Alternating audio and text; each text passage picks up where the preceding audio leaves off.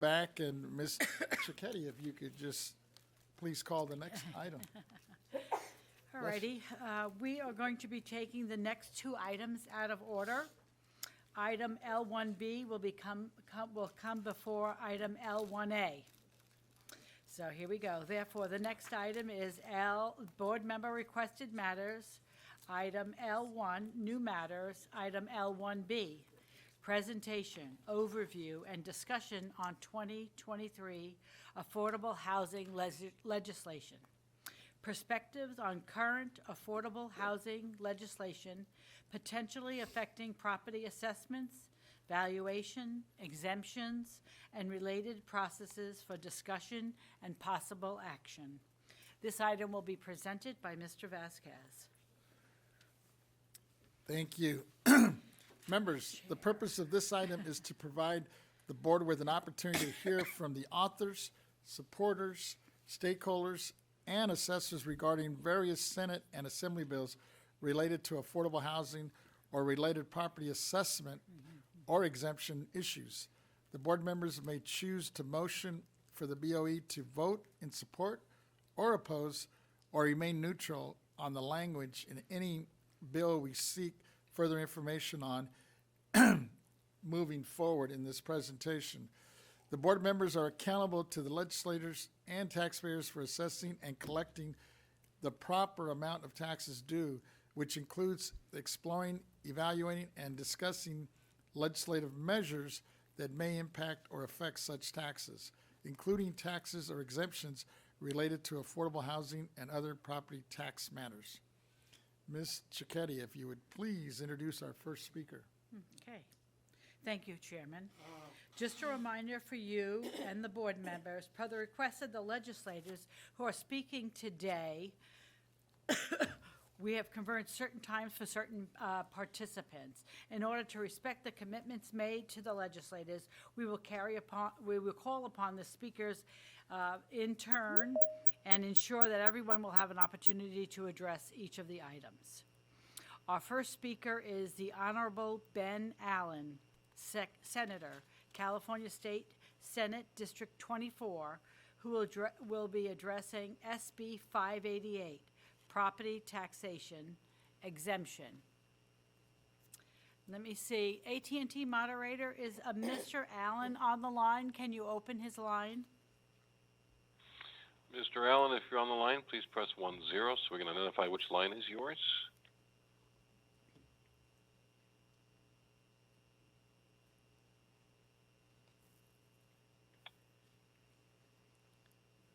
And we have no response to that prompt. Apparently, Mr. Allen is not connected. Mr. Allen, if you are connected, please press 10 so we can identify you. Okay. Still no response. Thank you. Thank you, moderator. Would you like me to go to the next item then? Yes, why don't we do that and see if he calls in, and then we'll reconnect. Correct. That would be fine. The next item, or the next speaker, is the Honorable Christopher Ward, Assembly Member, California State Assembly District 78, who will address AB 84, Property Taxation Welfare Exemption. Mr. Ward is on, here he is. We could see him on the television, the monitor. He's here via the remote. Welcome. Well, thank you, Mr. Chair and members. Great to be with you virtually this afternoon. I'm over here in the Capitol, and I appreciate the time today to be able to introduce Assembly Bill 84. Just for a tech check, can everyone hear me okay? Yes. Good to go. All right. Well, this bill, I think, as you know, under existing law, affordable rental housing that's owned by a nonprofit is considered a charitable use, and it's eligible to access the property welfare exemption. In addition, the Constitution is clear and states that the welfare exemption applies to buildings under construction and land that's required for their convenient use. However, when an affordable housing developer purchases the land subject to recorded covenants for affordable housing, most county assessors will not approve the welfare exemption back to the date of acquisition. And instead, they only approve the exemption date back to the start of construction. So what that results in is that our affordable housing advocates are paying taxes from the time of purchase to construction, which can be years and add up to developers floating hundreds of thousands of dollars in tax payments. In addition, tenants who enter affordable housing must meet specific AMI requirements. However, they are not required to move out when their income increases. For the last few years, the welfare exemption law has acknowledged this reality and maintains an exemption as long as the tenant's income does not exceed 140% of AMI. However, this provision sunsets in 2028, and it only applies to developments that receive low-income housing tax credits, leaving out many non-tax credit developments in the same predicament. So, AB 84 will clarify that the land restricted for affordable housing qualifies for the welfare exemption, that it presumes that the deed restricted affordable housing qualifies for the welfare exemption and would require that the county assessor conditionally grant that exemption. And lastly, the bill expands the 140% AMI rule to cover all deed restricted affordable housing and eliminates the sunset. So I think that this is going to allow our nonprofit affordable housing developers the ability to apply their resources without having to float unnecessary tax payments to allow them to better facilitate access to the welfare exemption. And I welcome any questions that you might have. Thank you. Thank you, Assemblymember Ward. I just wanted to make a quick comment and then a quick question, and then I'll open it up to the other members as well. It sounds like it will really help incentivize the low-income developers or developments, since it would allow for the property owners to receive the exemption at a time of the purchase, which I think you mentioned, of the land developed and used for low-income housing starting in 24-25. It sounds like the eligible property owners will be able to claim the exemption as soon as they purchase the deed restrict property and then be entitled to a refund once the low-income units are in use. Is that correct? Well, they would be correct, exempt from the time of acquisition. I think that's a very great generalization of kind of what the bill would be able to do.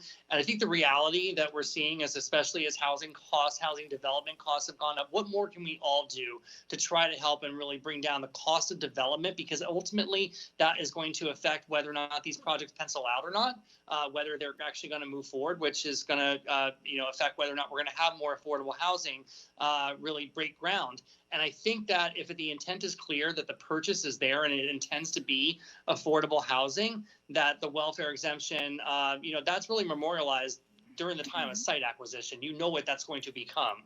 So why not make sure there's clarity here to afford that so that it helps us from a public perspective meet the goals of more affordable housing development? No, I appreciate it, because that's one of the things when we did a hearing on this, we heard from several developers that there's always the issue of them sitting there waiting while approvals finally, whether it's an approval locally or approval on the state level, they're sitting on all this money that they're paying interest on. And I think you kind of touched on it in your opening remarks. So really appreciate your efforts on this. Let me see if there's other members that have any other questions or comments. It sounds like, did you have a question on this? Oh, Member Schaefer? Hi, Chris. Mike Schaefer here. Wonder if there's anything I can do to help you. I am your representative on this board. Certainly appreciate it if the board is considering taking positions on legislation. I would love to be able to garner your support and continue to work with you and board staff for any improvements that the bill might need. Thank you. Yes, Vice Chair Lieber has a comment. Thank you so much. Well, my compliments to the Assemblyman on the bill. I think that it will be very beneficial towards production of affordable housing. And also, because most of the providers have multiple projects that they're envisioning in the future, I think that this would really help with the financial planning and streamlining a succession of building projects. And that's what we really need in our communities. Where I live, it's a very high-cost area, and we are really seeing the impact of a lack of workforce housing. And I believe that this bill would really help with that. So thank you. Thank you, Chair. I couldn't agree more. Member Gaines, I think, has a comment or a question as well. Yeah, thank you, Assemblyman Ward. Just to clarify, so this would take the welfare exemption and allow that exemption to be in effect upon acquisition of the land, is that correct? That's correct. Yeah, okay, so it just provides the tax benefit earlier.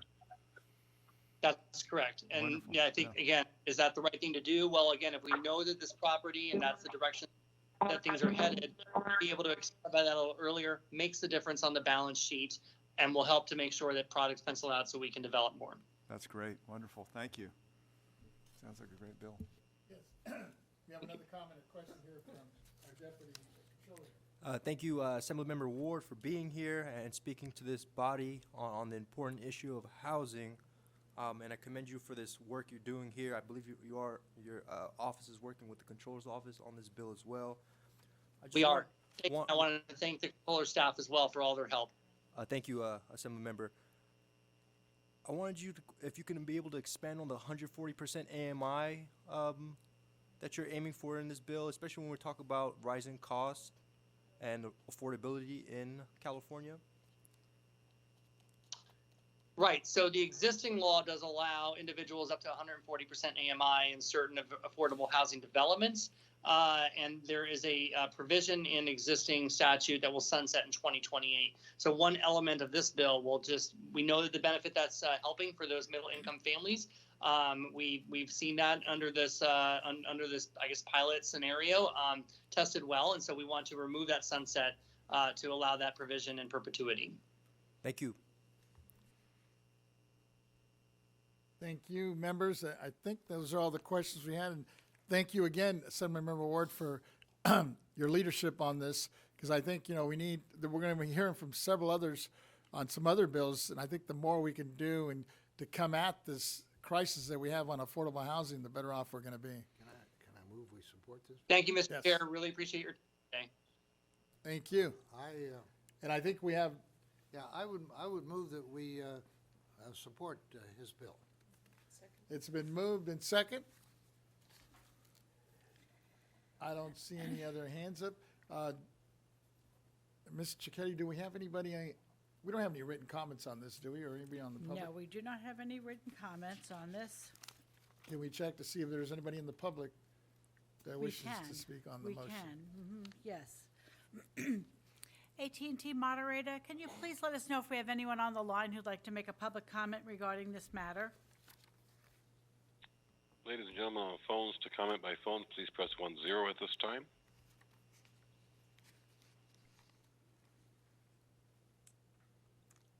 And we have no callers queuing up. All righty. So the motion is that the board members are In support? in support of AB 84, property tax welfare exemption. And it was moved by Mr. Schaefer and second by Ms. Lieber. Yes. Okay. We're ready to take roll. Chair Vasquez, Aye. Vice Chair Lieber, Aye. Mr. Gaines, Aye? Mr. Schaefer, Aye? Deputy Controller Emron. Aye. So that's unanimous. You got our full support on your bill here, Assemblymember Ward, and good luck with it. Thank you all very much. Let's keep working together on this. All righty, thanks. With that, Yes, I believe Senator Ben Allen is on the phone now. is he? Okay, let's put him on. Just make sure. Hi there. Mr. Allen, you're on the phone. We just want to make sure we have a connection. I'm right here. Can you hear me? Yes, I can. Thank you. Let me make an introduction. Our speaker is Honorable Ben Allen, Senator, California State District 24, who will address SB 588, Property Taxation Exemption. Welcome, Senator thank you. Allen. Thank you so much. I really appreciate it, and I appreciate your forbearance. I was hoping to be there in person today. The whole family's come down with a nasty cold, and so I figured it would be best in everyone's interest for me to take this call from home. But just appreciate the opportunity to speak with you today about our bill SB 588. You've obviously just been discussing another bill relating to the affordable housing crisis. Just to underscore the needs, the latest affordable housing needs report from the Housing Partnership found that while median rent in California has increased by 38% since 2000, median renter household income has only increased by 7% adjusted for inflation, which has, as we know, pushed many of California's near 6 million lower income renter households further into severe rent burden. So the state has taken many concerted efforts to boost affordable housing production and address the shortfall in availability, but that report that I was just alluding to found that the state is only funding about 20% of what's needed to meet its statewide RENA goals. And so, as we've been discussing, we need to be looking for all sorts of different angles and stakeholders.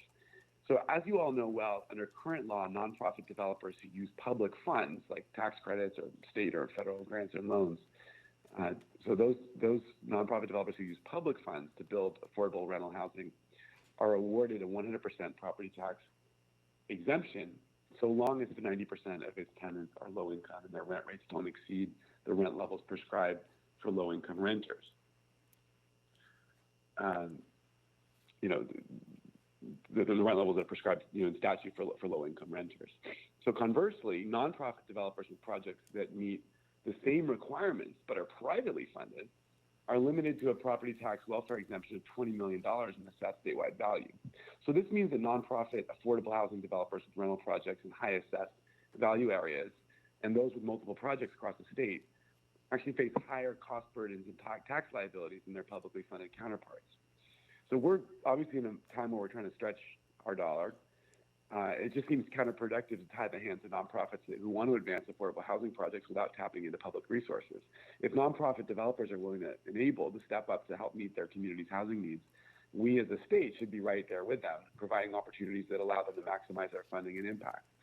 So our bill, SB 588, seeks to level the playing field among nonprofit developers by removing the current $20 million limit on property tax welfare exemptions for privately financed affordable rental housing projects if at least 90% of its units are made continuously available to or are occupied by lower income households, and the rent levels charged for those units don't exceed the existing definition of affordable rent for lower income households as prescribed in statute. And as a extra level of protection, we have closely worked with your staff. We've been talking a lot to the BoE staff to ensure that these requirements are met through a recorded deed restriction. And this wouldn't just help to ensure that the exemption tool cannot be exploited to allow for land banking, which was the concern of past iterations of this effort, but it also ensures that the units that benefit from this exemption will meaningfully serve our most vulnerable and rent-burdened community members. Once again, I just want to thank the staff of the BoE for being just incredibly helpful in providing technical assistance and expertise in this undeniably complex issue area. And I want to thank you, Chair Vasquez, for your interest in this issue as well. Anyhow, I just would, at the appropriate time, it would be a privilege to have the board's formal support and partnership on this bill. No, thank you, Senator. And I know we've been going back and forth on this issue. And we actually have here in person also Susie Shannon, I know, who's been real active on this in your district, specifically in the downtown area there in the audience. But let me see if there's any questions or comments from any of my members before we move forward. Well, I'm a big fan of Susie's. Will Susie be presenting too? She's here in the audience, so I believe so.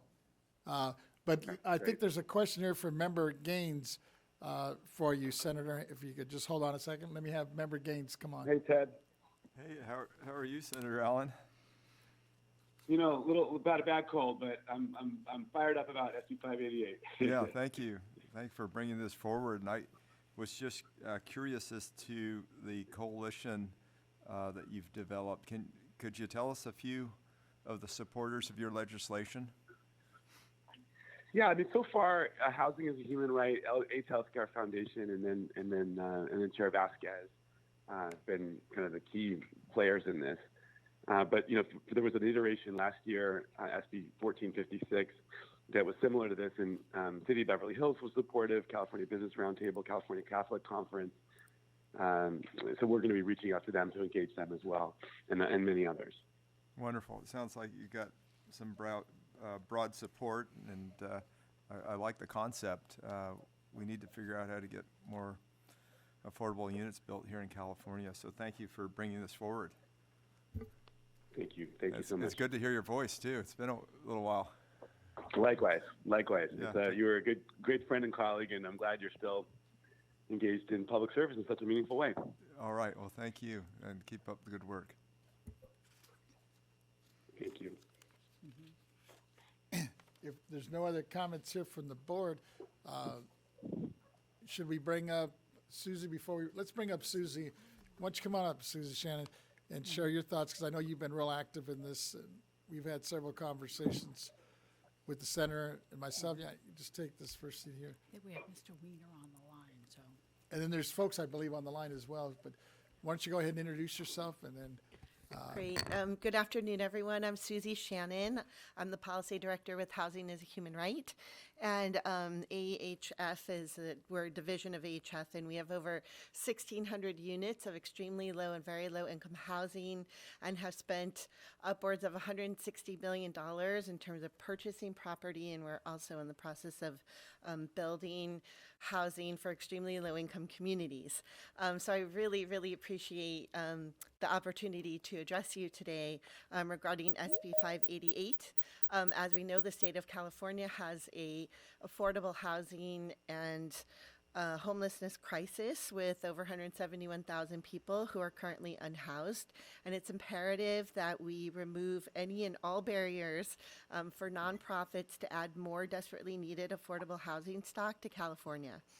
Under the current law, the $20 million cap for the exemption of property taxes has acted as a barrier. It's really a disincentive to provide affordable housing when that housing is treated similarly to market rate housing. We need to incentivize as opposed to disincentivize the creation of affordable housing, particularly in areas where there's high homelessness.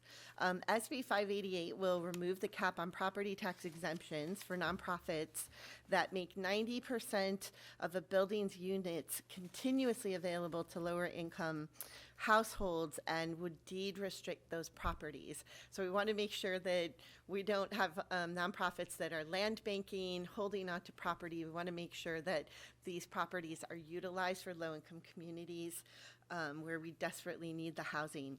In the city of Los Angeles, our housing element analysis from 2014 to 2020 showed that we underbuilt a total of 10,739 units of very low and low income units based on our RENA goals, but overbuilt approximately 70,000 market rate units. So this shows not only a gross disparity in building for low income households, but also highlights the need to incentivize as opposed to disincentivize the purchase and building of lower income units. In 2016, the California legislature passed SB 1380. I was the drafter of that bill, and Senator Holly Mitchell was the author, and it put California on a housing first model for homelessness. And Governor Jerry Brown signed that legislation because we were able to show that there were significant cost savings to housing chronically homeless populations and that it was fiscally responsible. So as we're adding more affordable housing, we are definitely either preventing homelessness or we're helping people who are unhoused get into this desperately needed housing. And so by implementing housing first, it actually requires that we are reducing barriers to bringing this housing online and also making sure that we're incentivizing wherever we can. And this particular legislation basically reduces a barrier. So it allows nonprofit affordable housing developers who are either buying housing and rehabilitating it or building housing to actually take what they're paying now in property taxes and reinvest that into building more affordable housing. So I would really appreciate your support today for SB 588. I want to thank Chair Vasquez for his leadership on this, and to all of you who are looking, as we saw with Ward as well, looking to be the solution to our housing and homelessness crisis. Thank you. thank you.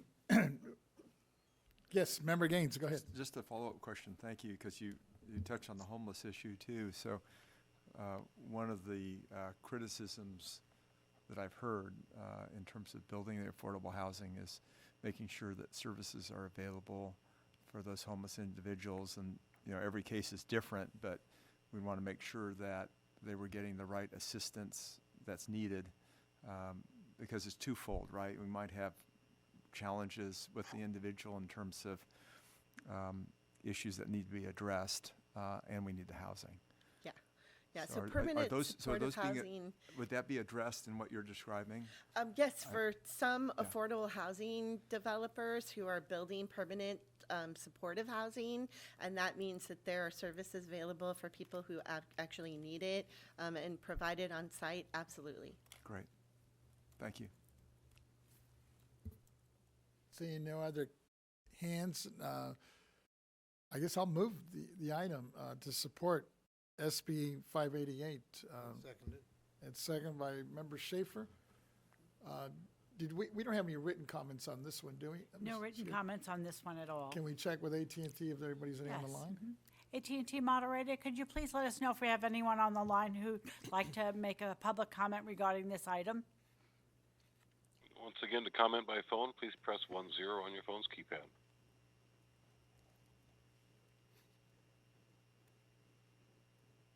And we have no callers queuing up. Thank you. All righty, we have a motion board members are in support of SB 588, moved by Chair Vasquez and seconded by Mr. Schaefer. Going to take roll. Chair Vasquez, Aye. Vice Chair Lieber, Aye. Mr. Gaines, Aye. Mr. Schaefer, Aye. Deputy Controller Emron. Aye. So that's unanimous. Thank you so Thank you much. for your work, and thank you, Senator. I know you're fighting a cold here with the family, so hopefully you get some needed rest, and we'll see you here soon. Thank you, Chair Vasquez. Thank you, members. Thank you so much. Looking forward to working closely with you on this. All righty, take care. With All that, righty. Ms. Cicchetti, I understand the other Senator Weiner might be on the line, Yes, I believe so. and he's on a tight schedule, so let's see if we Okay, can get let's him go. going. Oh, he's on the screen. Here he is. There he is. Our next speaker is Honorable Scott Weiner, Senator, California State District 11, who will address two legislative bills, SB 4, Planning and Zoning, Housing Development, Higher Education Institutions and Religious Institutions, or the Affordable Housing on Faith Lands Act, and SB 423, Land Use, Streamline Housing Approvals, Multifamily Housing Developments. Welcome, Senator Weiner. Thank you. And thank you, Mr. Chairman, members, for having me today. I've been asked to speak about these two housing bills that I'm authoring, SB 4 and SB 423. Mr. Gaines may remember the predecessor to SB 423, SB 35. You were there, and I believe you supported it, if I recall correctly. Thank you. So SB 4 is, this is the third time I'm trying this bill, and I hope that 3 times is a charm.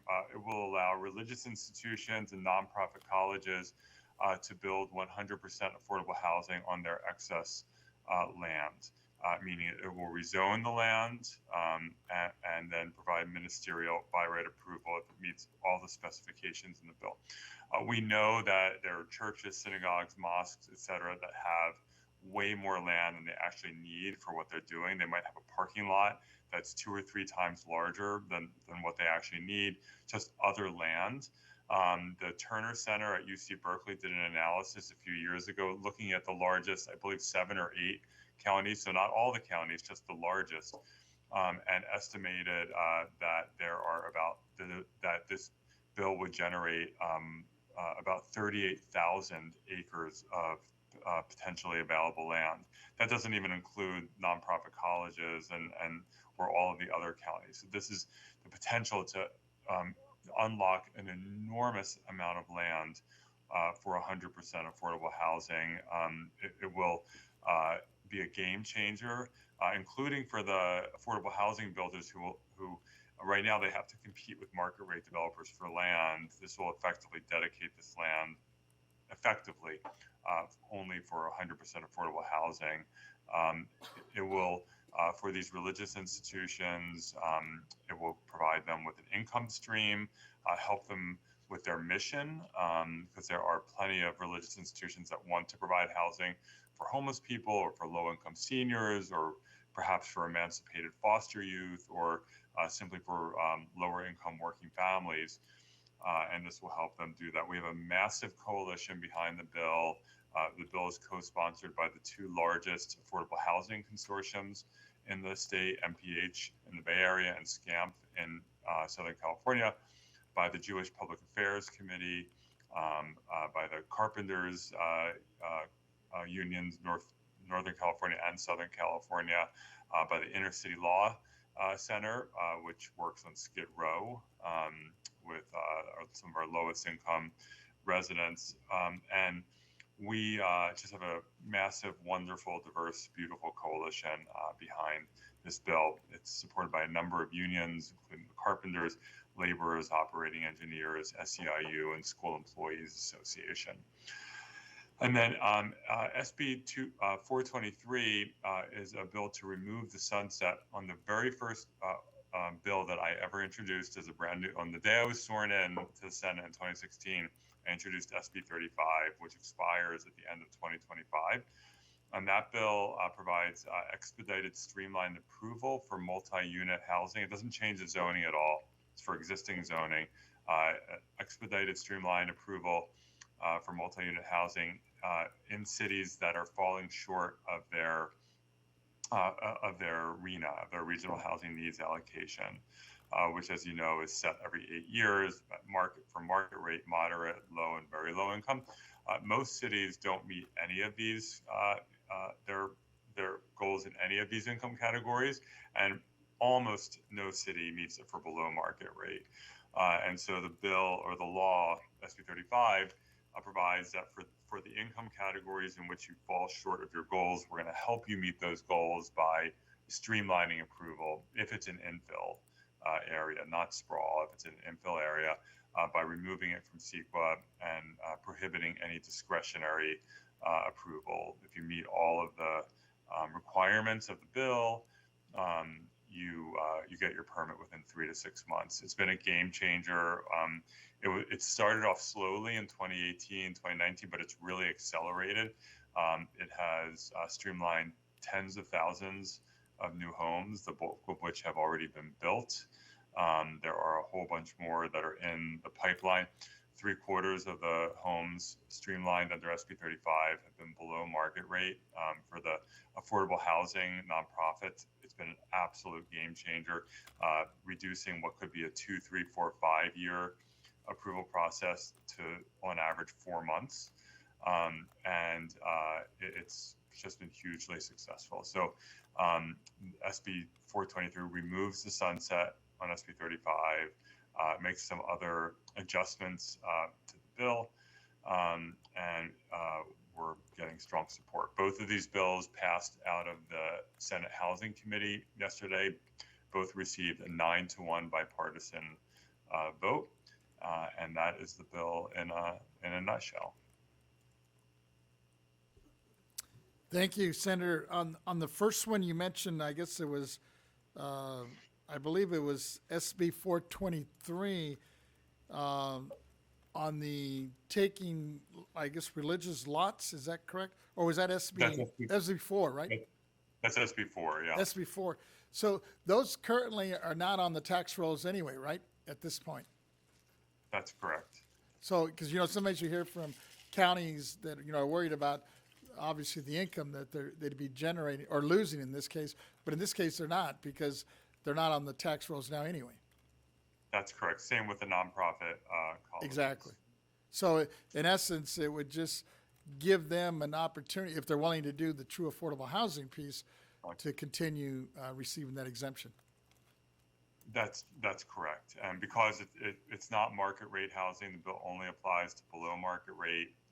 So, yes. No, I appreciate it. Any other comments or questions? Oh, Member Gaines has a question for you. Yeah, thank you for, number one, hello, how are you doing? Good to see you, Senator Weiner. but I just was curious, are they all rentals? Is there opportunity for home ownership and these welfare exemptions we're looking at, or? Well, for SB4 you're talking about? Yeah. So SB Either, 423, could so have SB 35 can be anything. It can be condo, apartment, anything. Okay. Yes, SB4 could be ownership, but it's below market rate ownership, which is a different kind of Okay. ownership. It's more constrained, and there are various rules about what happens when you sell it. It will probably largely be rental. Yes. But Okay. I'm sure there will be some ownership. The ownership would be probably a shared equity aspect? Yeah. Yeah, Yep. okay, but available for folks who are struggling to buy a home or a condo. So, very good. That's great. Thank you for bringing these forward. Appreciate it.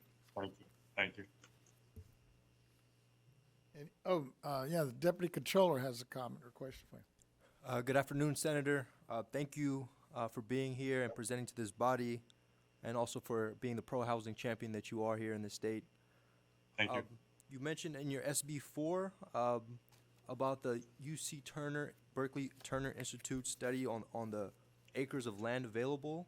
Yeah. And I was wondering if you were able to identify, are those acres in urban areas where the housing is most needed? It is, so the report is on the the UC Berkeley Turner Center website. I think they did it in 2020 when I first introduced the original version of this. I believe they're doing a refresh of it that should be out hopefully soon. And it was limited. It's either the largest 7 or 8 counties.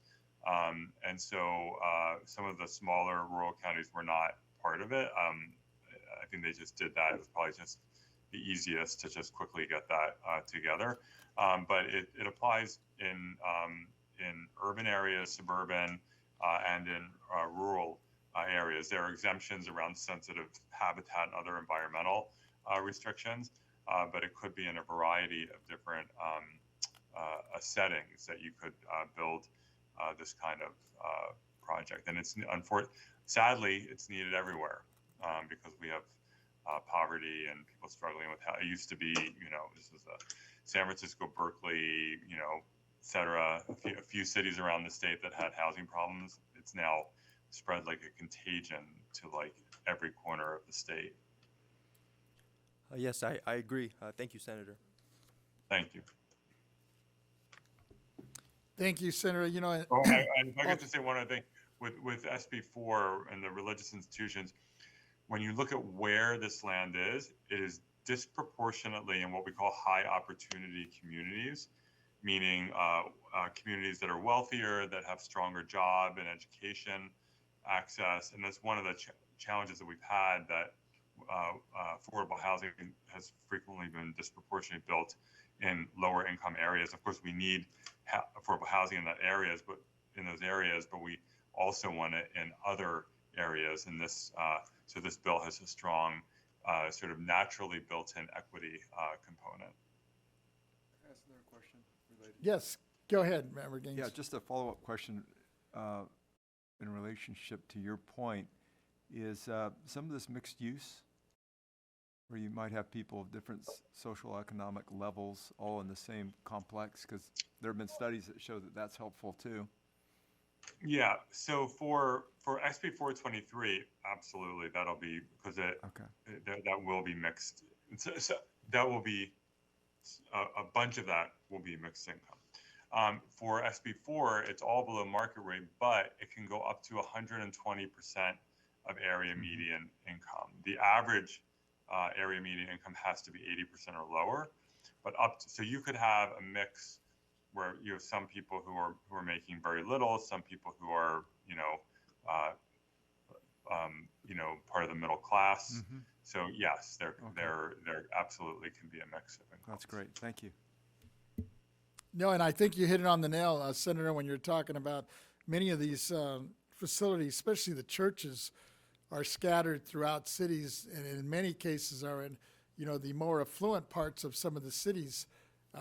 And that's one of the things I know in being involved in local government, the criticism we always got that, we're always quick to build the affordable housing in the low-income areas and not spreading it out throughout the cities. So I think this actually it's kind of like a two-folder. It really helps in that situation. Plus, just creating more affordable housing for folks to have the opportunity to move into. And with that, Vice Chair Lieber has a question or comment for you. Thank you. I just had a comment that our faith communities are always there to help to put economic and practical help patches on families.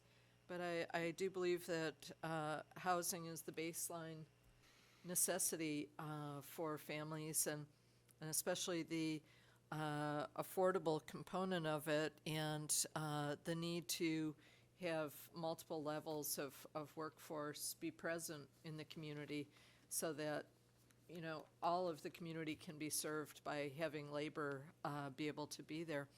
So, Mr. Chair, if it's appropriate, I'd be prepared to supply a motion on both bills. Yes, let's do it. SB 4 and SB 423. So it's been moved, and I'll second that. Do we have any written comment on this one? No written comment on this item. Let's go to the monitor. Okay. AT&T moderator, can you please let us know if there's anyone on the line who'd like to make a public comment regarding this item? To comment by phone, please press 10 on your phone's keypad.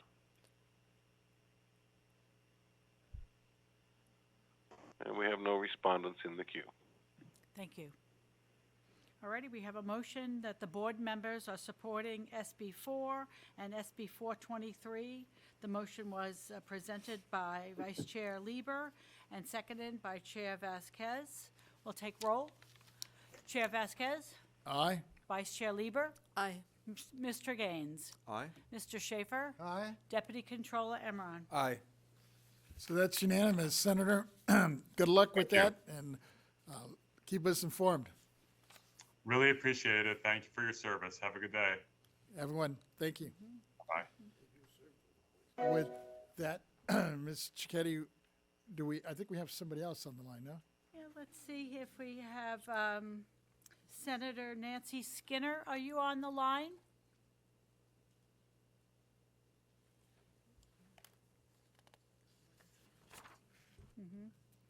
Let me see if the AT&T moderator could ask if she's on that line. AT&T moderator, could you please see if Senator Nancy Skinner is on the line? Certainly. Senator Skinner, if you are connected by phone, please press 10 on your phone's keypad so we can identify which line is yours and get you opened up.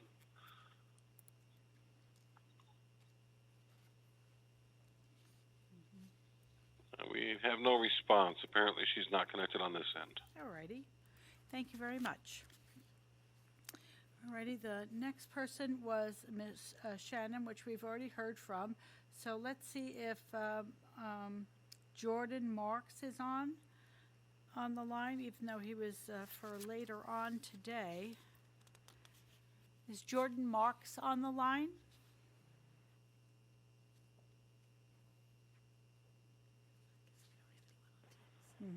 I don't have If anyone. so, by phone, press 10. Thank you, moderator. And we have no response. All righty. We have a couple of options to go at this time. We could go back to the report that we have missed, or we continue on your L items and see if we have the other speakers available. I see our director, Yvette Stowers. I think she's prepared to come back on. Just on this item here. Oh, sure. Go ahead. Come on up. Good afternoon, Yvette Stowers, Executive Director. So far, the board has voted to support SB 4, SB 423, SB 588, and SB 84. I'm sorry? AB 84. As your Executive Director, I will prepare the support letters. Appreciate it.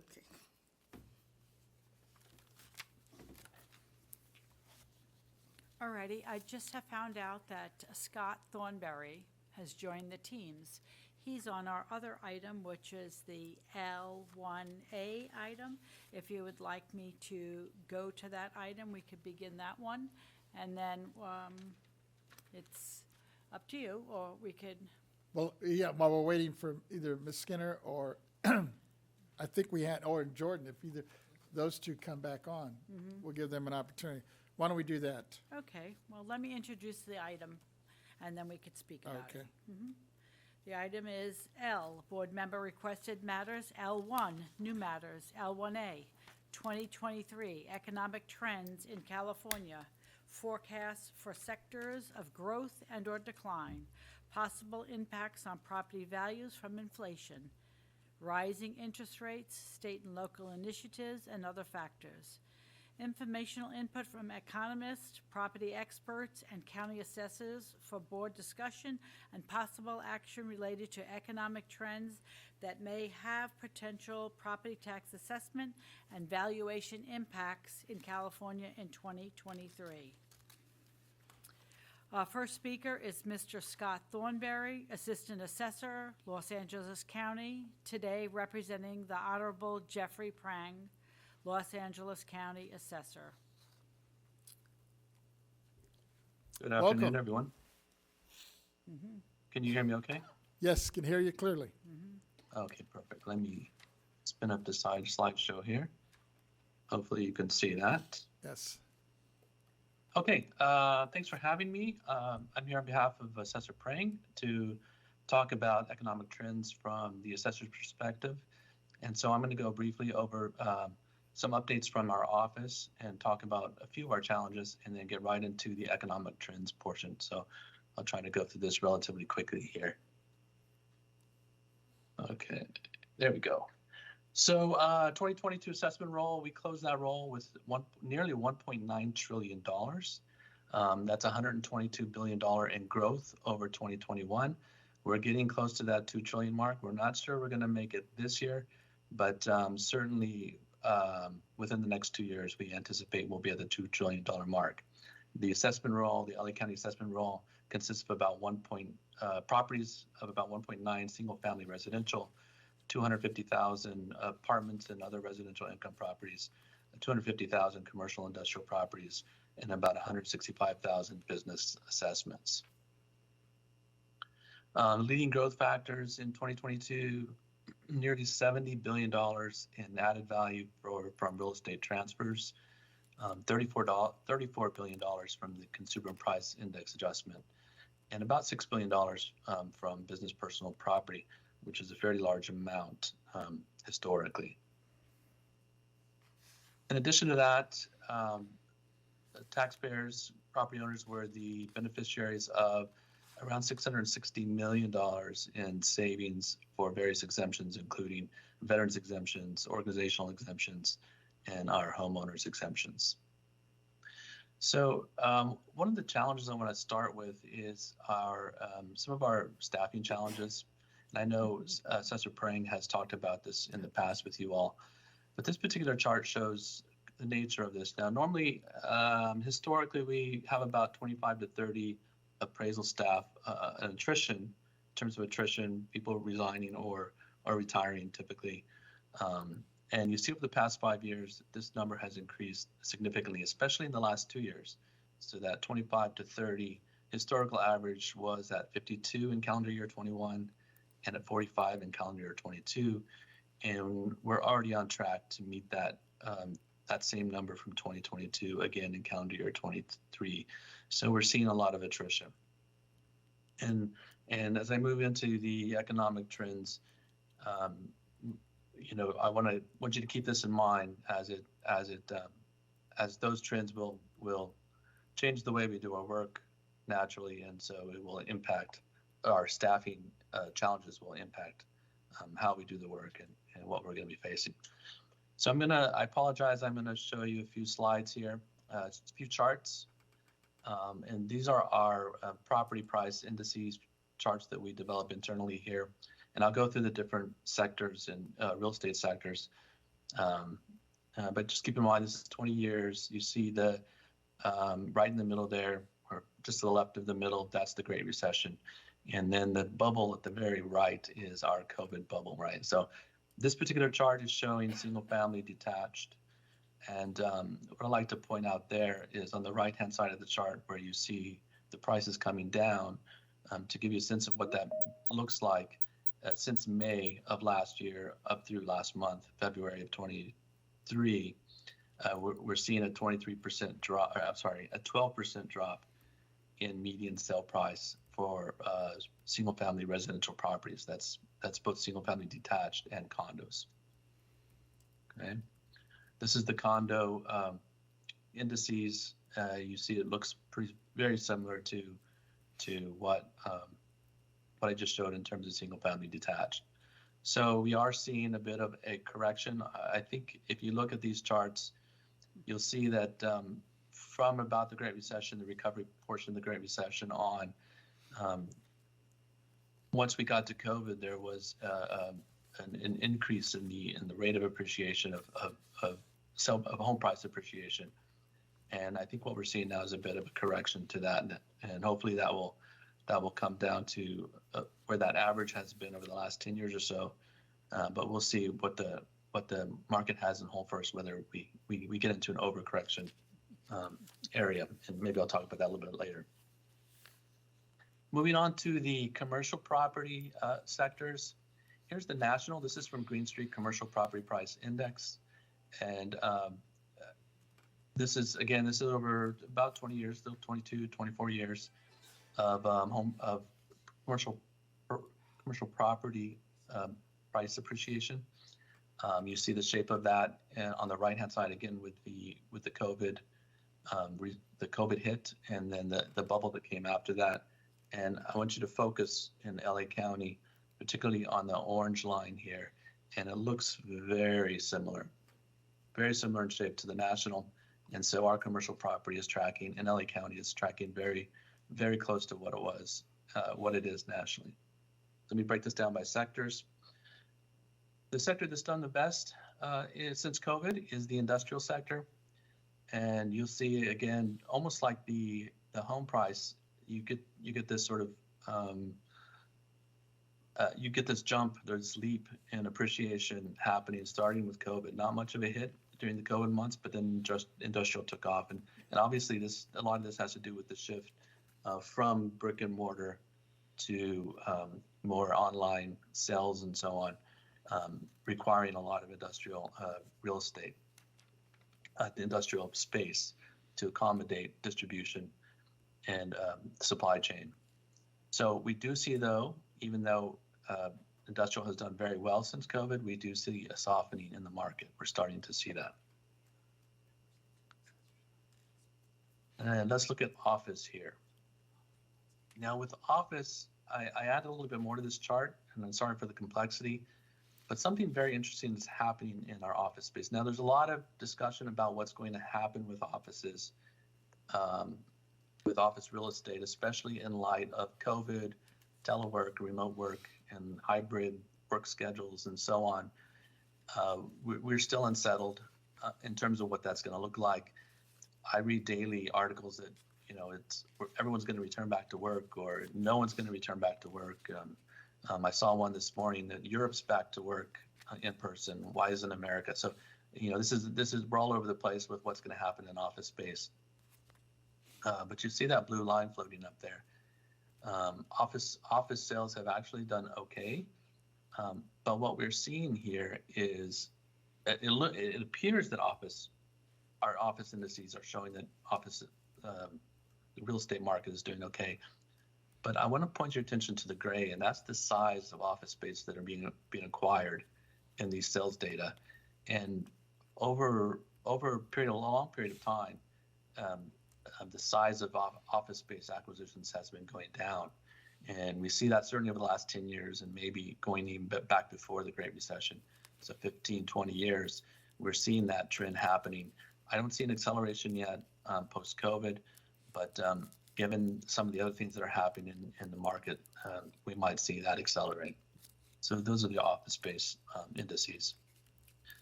Retail, here's where you see a bigger hit. You actually see the impact of COVID. Retail was hit maybe the hardest, and it's since recovered back to about its average appreciation. And finally, probably the sector that has the commercial sector that has done the best is in our residential income, our apartments. If you focus on that black line there, you see that not that huge of a hit in terms of the COVID. And while the market is softening, aligned very closely with the residential market, it hasn't been as bad. So that market seems to be moving on. All right. So let me make a few remarks here about to tie those two things together. Now, the softening in the market, it doesn't hit us as much in the assessment world until next year. Sorry about that. So this year we should still see some strong assessed values, but next year with the softening in the market, we're going to start seeing some problems. The addition of increased assessment appeals, increased decline in value reassessments, and so our resource problems come into view then. And so let me just talk briefly about the program we put in place. Our Career Pathway and Appraiser Training Certificate programs with local colleges is off to a strong start. The program will ultimately help the office contend with challenges associated with recruitment and hiring. And 2022 was our program's first full year of operation. The appraiser assistant program at Rio Hondo College reduces the time required to train appraiser assistants by creating a pool of qualified candidates that have been trained on job essential disciplines. The Real Estate Appraiser 3 Certificate of Achievement program hosted by West LA College is comprised of department appraisers in their first year with the goal of shifting much of the assessor's in-house classroom training to college campuses. We currently have 100 trainees enrolled in the program. And finally, the success of both programs has led us to take additional steps to model an ownership technician training program in development currently with the Mount San Antonio College and located in Walnut. Right. And I think that wraps me up. Are there any questions? Thank you. Do we have other speakers queued up or no? I think we're taking them one at a time in this matter. Okay, so we'll take Yeah. questions on each one as. I believe that's how. I have a quick question. You were mentioning, I think, in your opening remarks about the possible decline in value, and I know I've seen some articles, I believe it was in the LA Times, that was showing that Los Angeles is already showing a possible drop of as high as like maybe 7%, I guess amongst the highest there. What is the process for, I'm thinking of some of the homeowners that might be looking, well, both home and business, just property owners, I guess I should say, that might be interested in looking into the process of applying for this decline in value. Sure. So our statistics are showing about a 12% drop in median sale price since last May. Certainly, if you purchased your property in the last year or so, you might actually be seeing a decline in value from your established assessed value. And so, but there are things that you can do to help bring property tax relief for what we call decline in value, is what you mentioned. So starting in July and running through November, you can contact our office. It's a very simple process of applying online to indicate that you would like us to review your assessed value. We'll do so at no charge to you, and we'll let you know if we'll actually enroll the new assessed value. If we find that the market value is lower than your assessed value, that would typically be at this point folks who purchased in the last year. If you purchased, say, 5 years ago, chances are your property, your assessed value is still going to be lower than your market value. But certainly if you have evidence otherwise, we're more than happy to take it. The other course of action for you is you can file on a formal assessment appeals board. And again, you can do that online here in LA County. And that gives you a third party that helps if we come up with a value that you're not happy with, or we say we don't see it decline in value on your particular property, then there's a third party that can help mediate between us and you in terms of resolving what the assessed value should be. Finally, we did this year and we'll do it again next January. We'll start looking at the assessed values, and if we find there's significant evidence to show declines in value, we typically engage in what we call a proactive decline in value. So our office actually goes out and finds properties that we think are impacted by any sort of market downturn, and we will proactively review those properties. Now this year, because of our resource challenges and because of just the nature of the market and the uncertainties, we decided not to do that, but we will certainly take a look, and we've done it many years in the past. We will certainly take a look at properties in next January and go ahead and do that if we find it's warranted. Appreciate it. And it sounds like it's somewhat user-friendly, your website, for people to just log on and go through the process. Yeah, it should be very simple. And if you're not comfortable with the website, you can give us a call and we'll help you through that process as well.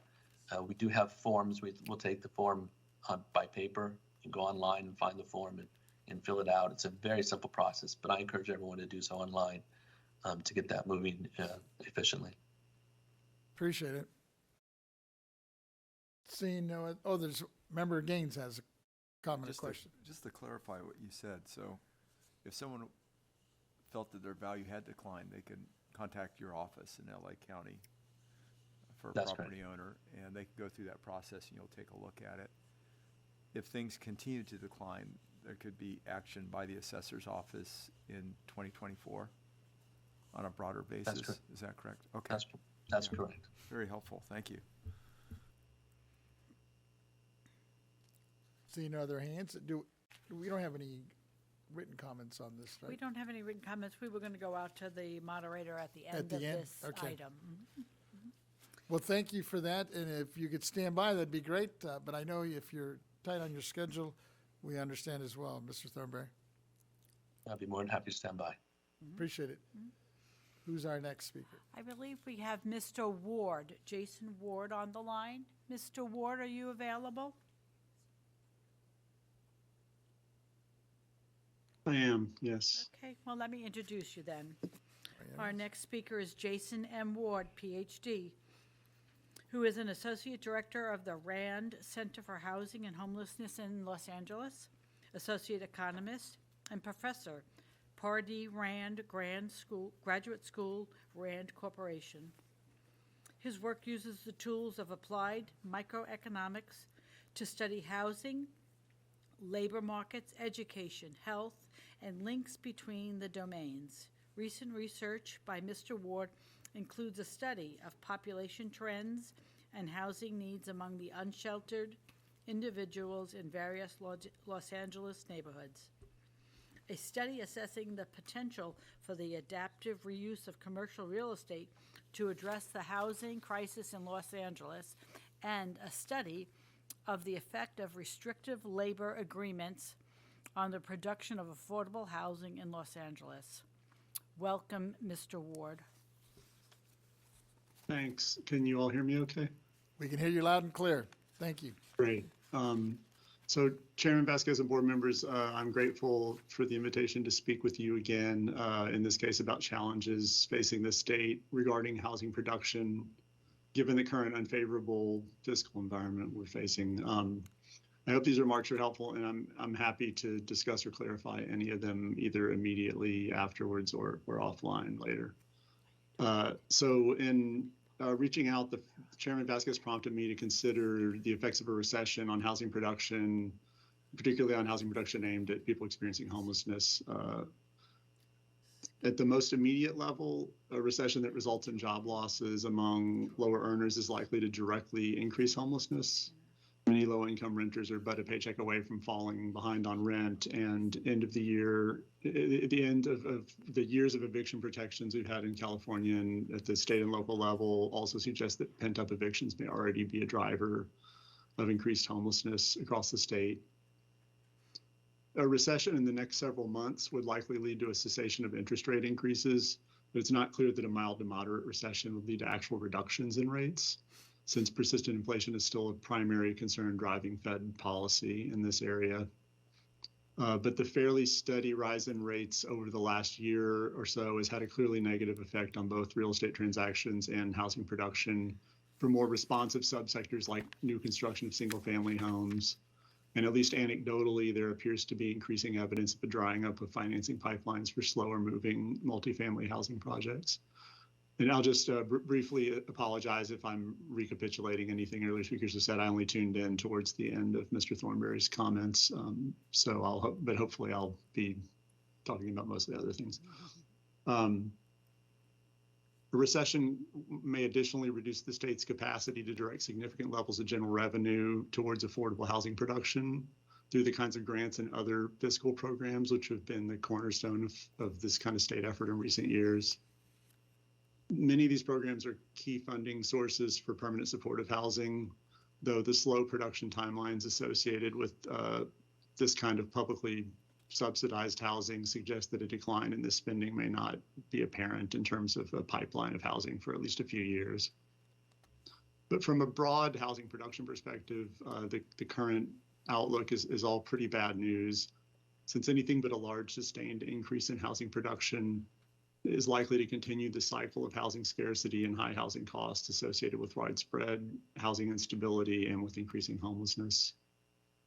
So in terms of a policy lens, that this environment to me suggests a focus on policy that can function in a counter-cyclical fashion, supporting housing production when other forces are mitigating against it. I think in general, such policies could have features such as targeted regulatory and fiscal relief, such as tax abatements, rather than, for example, the kinds of large grant programs that we've seen recently that I alluded to earlier. The granting of state-owned land for the production of affordable or particularly permanent supportive housing could provide a meaningful offset to higher financing costs, as land generally represents between perhaps 10 and 20% of the cost of a multi-unit affordable housing project, at least recently in Los Angeles. But the nature of such land in terms of factors like parcel size, location, and any remediation related to prior use would likely be important factors in determining the impact of such a program. But additionally, the applicability of local land use and zoning regulations may also be critical factors mediating the value of such land grants, in terms of the ease or difficulty with which a local jurisdiction allows for things like rezonings or change of use. I think a program along these lines could benefit from a blanket exemption from CEQA or other sorts of streamlining to make it broadly beneficial to production of sources of housing like affordable housing or permanent supportive housing. A little bit more broadly, I think fiscal and regulatory relief may provide meaningful incentives for residential conversions of commercial real estate through adaptive reuse, something I've spoke to the board about before in the past. In these previous appearances, I've touched on how office to residential conversions in particular may be rendered financially infeasible by the relatively high and sticky prices of office property, something I think Mr. Thornberry's data just highlighted seems to be still the case, more or less. This sector really still has not experienced the kind of price adjustments that might appear warranted by the large-scale migration to remote work in major metro areas. However, again, to sort of touch on a topic Mr. Thornberry just discussed, the emerging medium-term outlook for the office real estate sector may dramatically alter this situation.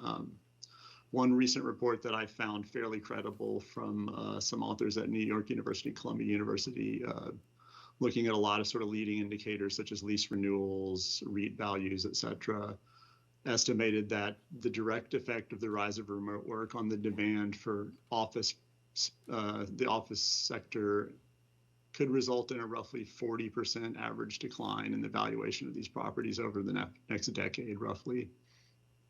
This kind of price shift would meaningfully alter the feasibility of adaptive reuse of office space. And then more broadly, I think if a decline like that ends up occurring, it could also represent a large fiscal risk to local government. A fully capitalized 40% decline in office valuations in terms of the property tax base in an office-heavy city like Los Angeles could be fairly substantial. And I would note that the projections in the report I was referencing are leaving aside any more general effects of a recession on the commercial real estate sector. And that report also predates, for example, the kinds of large-scale layoffs, different sort of tech giants around the state, including firms like Meta, who are not only laying off people, but they're also spending billions of dollars to prematurely exit large office leases around the country.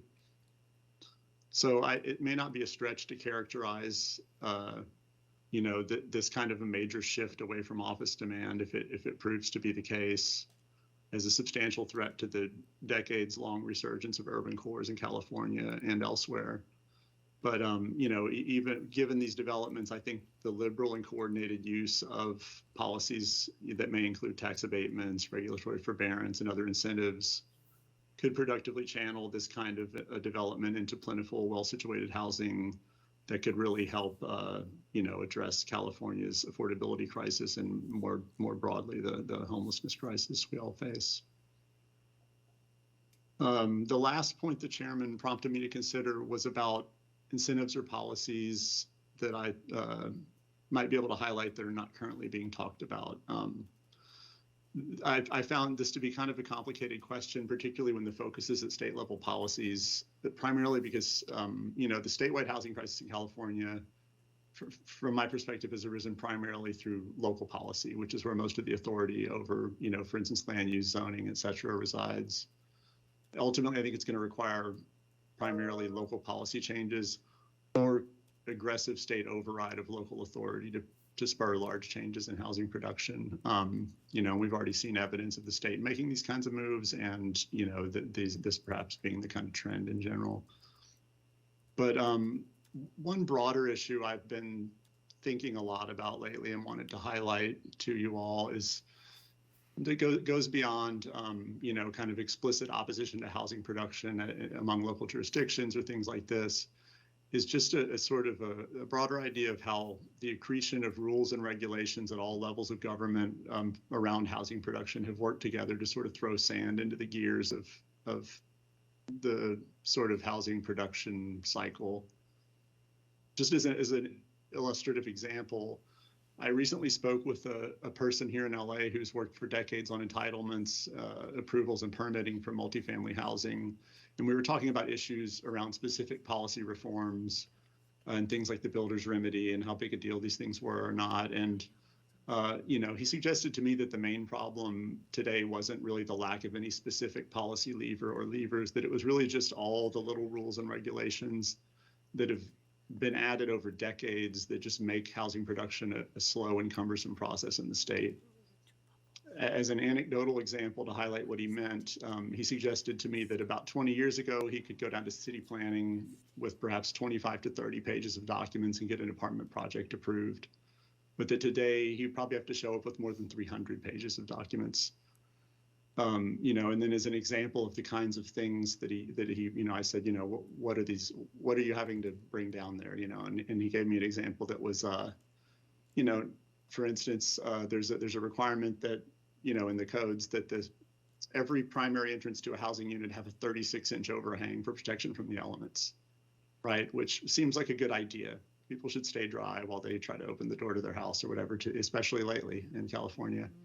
But, it raises the question of, was it necessary to turn what essentially seems like a pretty common sense, thing to include in a housing development into a requirement?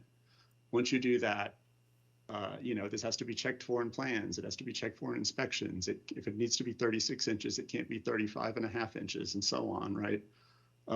Did we need a rule for this, or would most projects just have done this in the absence of a rule because it makes a housing unit more desirable?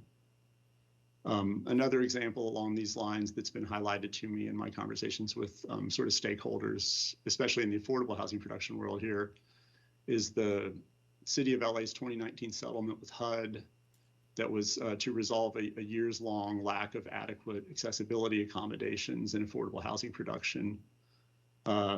Since that settlement, affordable housing developers have suggested to me that the regime of inspections and approvals resulting from this settlement now go well above and beyond the actual letter of the law. in terms of the statutory requirements, adding costs and delays to these critical projects. One developer who had sort of tried to do the math on this kind of additional compliance costs suggested to me that it adds as much as $500,000 in his estimation to a medium-sized affordable housing apartment building.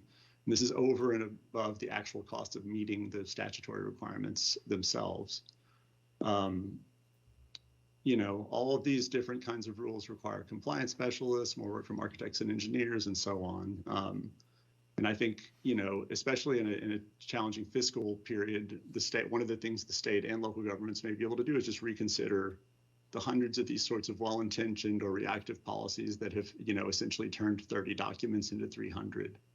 This can be a cost-effective thing, and it might be as close to a sort of free lunch as we're going to get on reducing housing costs in the current fiscal environment for the state. You know, as an example of state-level factors that could be looked into, things like the costs and benefits of Title 24 energy efficiency requirements come to mind. Most of the discussion over these requirements focus on estimated costs to comply versus estimated energy savings over some long time period, but ignore the potential effects of compliance costs on the viability of financially marginal housing projects. It might be that the state could, for example, consider recasting these requirements as incentivized goals that have some mechanism such as accruing tax credits for compliance so that they don't actually prevent, you know, critically needed lower cost housing from being produced, but could benefit projects that serve a market segment with a willingness to pay for these kinds of amenities. The state could also consider policies like increasing enforcement activities around the Mitigation Fee Act in the same spirit that we're currently aggressively enforcing the RHNA housing element process. You know, specifically in California, development and impact fees for multifamily housing add between roughly $10,000 and $70,000 dollars in cost per unit, according to a recent Turner Center report.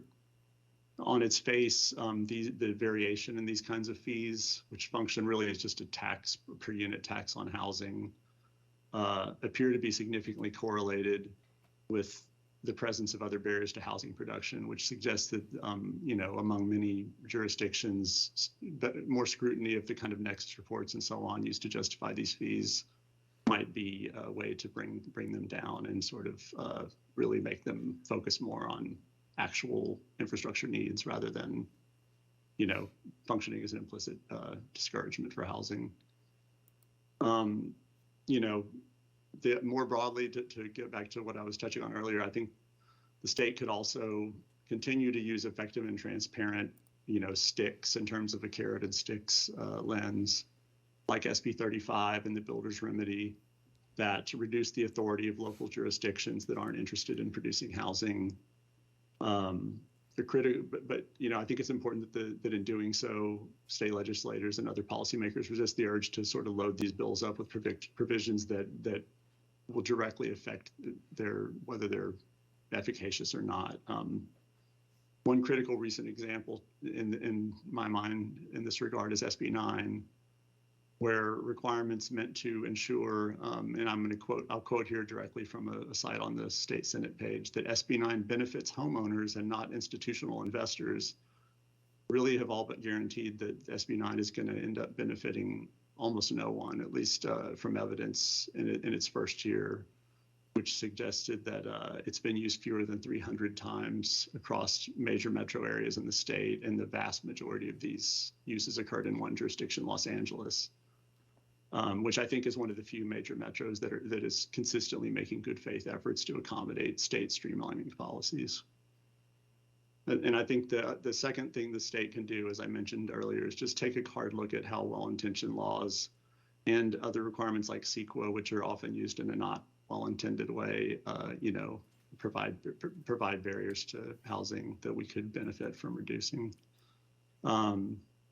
You know, so yeah, just to sum up, I think sort of trimming the fat from the ocean of regulations and requirements that builders face in California will almost certainly prove more cost effective than new spending programs in the current environment we're facing. And, you know, given these financial headwinds, I think this area of policymaking may be the only game in town at some point over the short run. Those are the comments I've prepared. Thank you for your attention, and I'm happy to discuss anything else that may be beneficial. No, thank you, Dr. Ward. I had just a quick question, then I'll open it up. Just going over your bio, especially on your current study of adaptive reuse and of commercial real estate as an example, and some of the restrictive labor agreements that are out there, what are your thoughts in terms of making it happen with especially government-owned properties? I mean, I think that, like, as I alluded to, I think there could be a lot of these properties that could be beneficial to provide. I'm not sure so much of government-owned properties would tend to be beneficial for strictly adaptive reuse, as that would depend a lot on the type of building that was on them. If a property had sort of a relatively shallow office building that had a lot of, good window exposure and things, then that could be a good adaptive reuse candidate. But more generally, I would think most state properties are going to have a greater reuse value just in terms of the land than the existing structures, right? So I think that's an important distinction. However, I think that land could often be valuable. A lot of it would depend on, whether it's, say, CalPERS land next to a train depot or, an office building in the middle of a metro area, with the latter probably being much more well-suited to producing housing. But again, I think a couple things that I would flag are just the tendency to sort of, tie any kind of streamlining or state, assistance to other sorts of, requirements that may largely offset the benefit. Like, if you give someone land that's worth 10% of the cost of a project, but then you sort of say, like, add labor restrictions, other things that add 20% to the cost of the project, then, the net result would maybe be a 10% increase in the cost of the project. And it's not clear that's going to be of huge benefit, right? So, and then the second thing I would highlight is that, again, like, local jurisdiction will still determine the feasibility of a lot of land use, particularly when it involves things like a significant rezoning or change of use. So that the same kind of obstructionism that impedes housing more generally can also impede the efficacy of using state land, just because that, those sort of jurisdictions overlay over the state's ownership of a piece of land. Along those lines, I was wondering, with now, I guess, somewhat post-COVID, as we're seeing that a lot of office space, we're finding more and more vacancies with, and because, people are kind of gotten used to this remote workspace from home or from other areas. So there doesn't seem to be such a need or demand for a lot of those office space buildings, and people are looking at possibly repurposing some of those buildings. I just don't know if it really allows itself, because most of those office spaces, I don't think are built in with the plumbing. So I don't know if it's more like what you mentioned, that it may be more of a tear down, and the land is what would probably be being repurposed versus the actual structure. Yeah, I think in my own research, that's one of the things that emerged is really that it's hard to make very sweeping statements about these kinds of projects, right? Because they all really come down to a specific building. Any building is going to require kind of a bespoke approach to doing things like putting in all the necessary plumbing, et cetera, adding additional air and light access to what, you can have a windowless office, but, there are restrictions on having sort of like windowless bedrooms and things of that nature. So, having said that, I think there are a good amount of smaller office buildings with sort of what, architects would describe as shallow floor plates, areas where, say, like, you could put one hallway down the middle and all the potential apartments could have access to external light and things like that. But it's definitely kind of a case-by-case basis. In Los Angeles, there's a fair amount of office conversions happening now, even absent any significant financial incentives. There's one developer here, Jameson, that owns a lot of properties in LA's Koreatown that has done probably half a dozen significant conversions over the last couple of years. And I think that I take that as a sign that maybe there's, there are a lot of other projects that might be sort of marginal to some useful financial incentives, like the kinds of, for instance, like temporary tax abatements we've discussed in the past. And I think other jurisdictions, like, for instance, Washington, D.C. has just adopted a pretty similar kind of temporary tax abatement program to drive some office conversions to residential. And I think maybe, if this picks up steam, I do think this is an area that could be a bright spot. And I think, the use of essentially foregone revenue rather than spending programs could really be something that's more feasible in the kind of current, more challenging economic environment to get those projects over the margin. No, I appreciate it. And you kind of touched on CEQA, that seems to be the other issue that folks, while this was originally enacted to kind of help, it's been kind of a hindrance in some areas. Yeah, I mean, I think, CEQA is, the state has spent the last few years creating bills or policies that carve out a lot of exemptions from CEQA. It does seem like the policy itself has too many constituents, perhaps, to just overhaul it in general. I mean, ideally, I think a bill like CEQA should probably just apply to the kinds of things it was intended to apply to, like large scale works that involve changing the natural environment. When you start focusing on people as a source of pollution or, noise in an urban infill area or things like that, I just think that's not, that's just a policy that's definitely doing more harm than good in terms of housing production. And so I think it's become the norm to give, essentially it's important to point out that the mechanism that makes CEQA have bite is discretionary approval of projects, right? And that's why most of the sort of streamlining, et cetera, what these bills all tend to do is make projects ministerial or by right where CEQA doesn't apply. So, that's the easiest thing to do, perhaps, in light of an overhaul of CEQA, is just to continue to make large classes of urban infill housing by right, and then you can sort of sidestep that whole issue. Appreciate it. Deputy Controller has a question, I think. Thank you, Dr. Ward. Good to see you again, sir.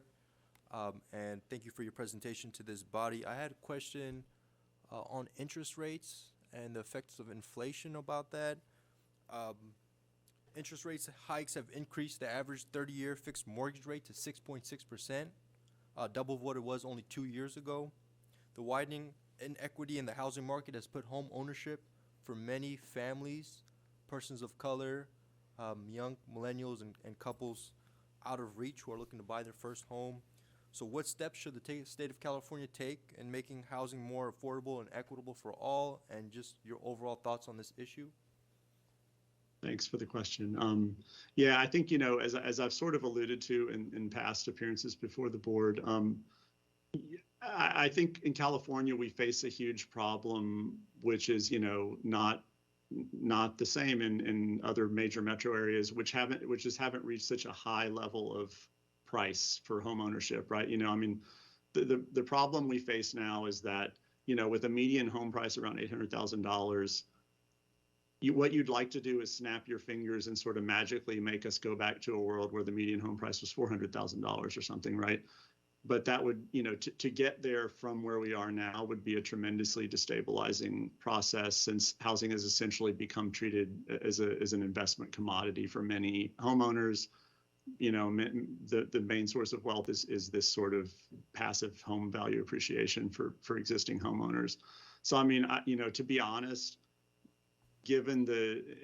I take a sort of a triage approach to the situation we're in with respect to housing affordability and the crisis of housing in California. And my general thoughts are that homeownership is just not, it's not a feasible goal to seek for large amounts of people, and that the more immediate achievable goal should be just affordable access to affordable rental properties.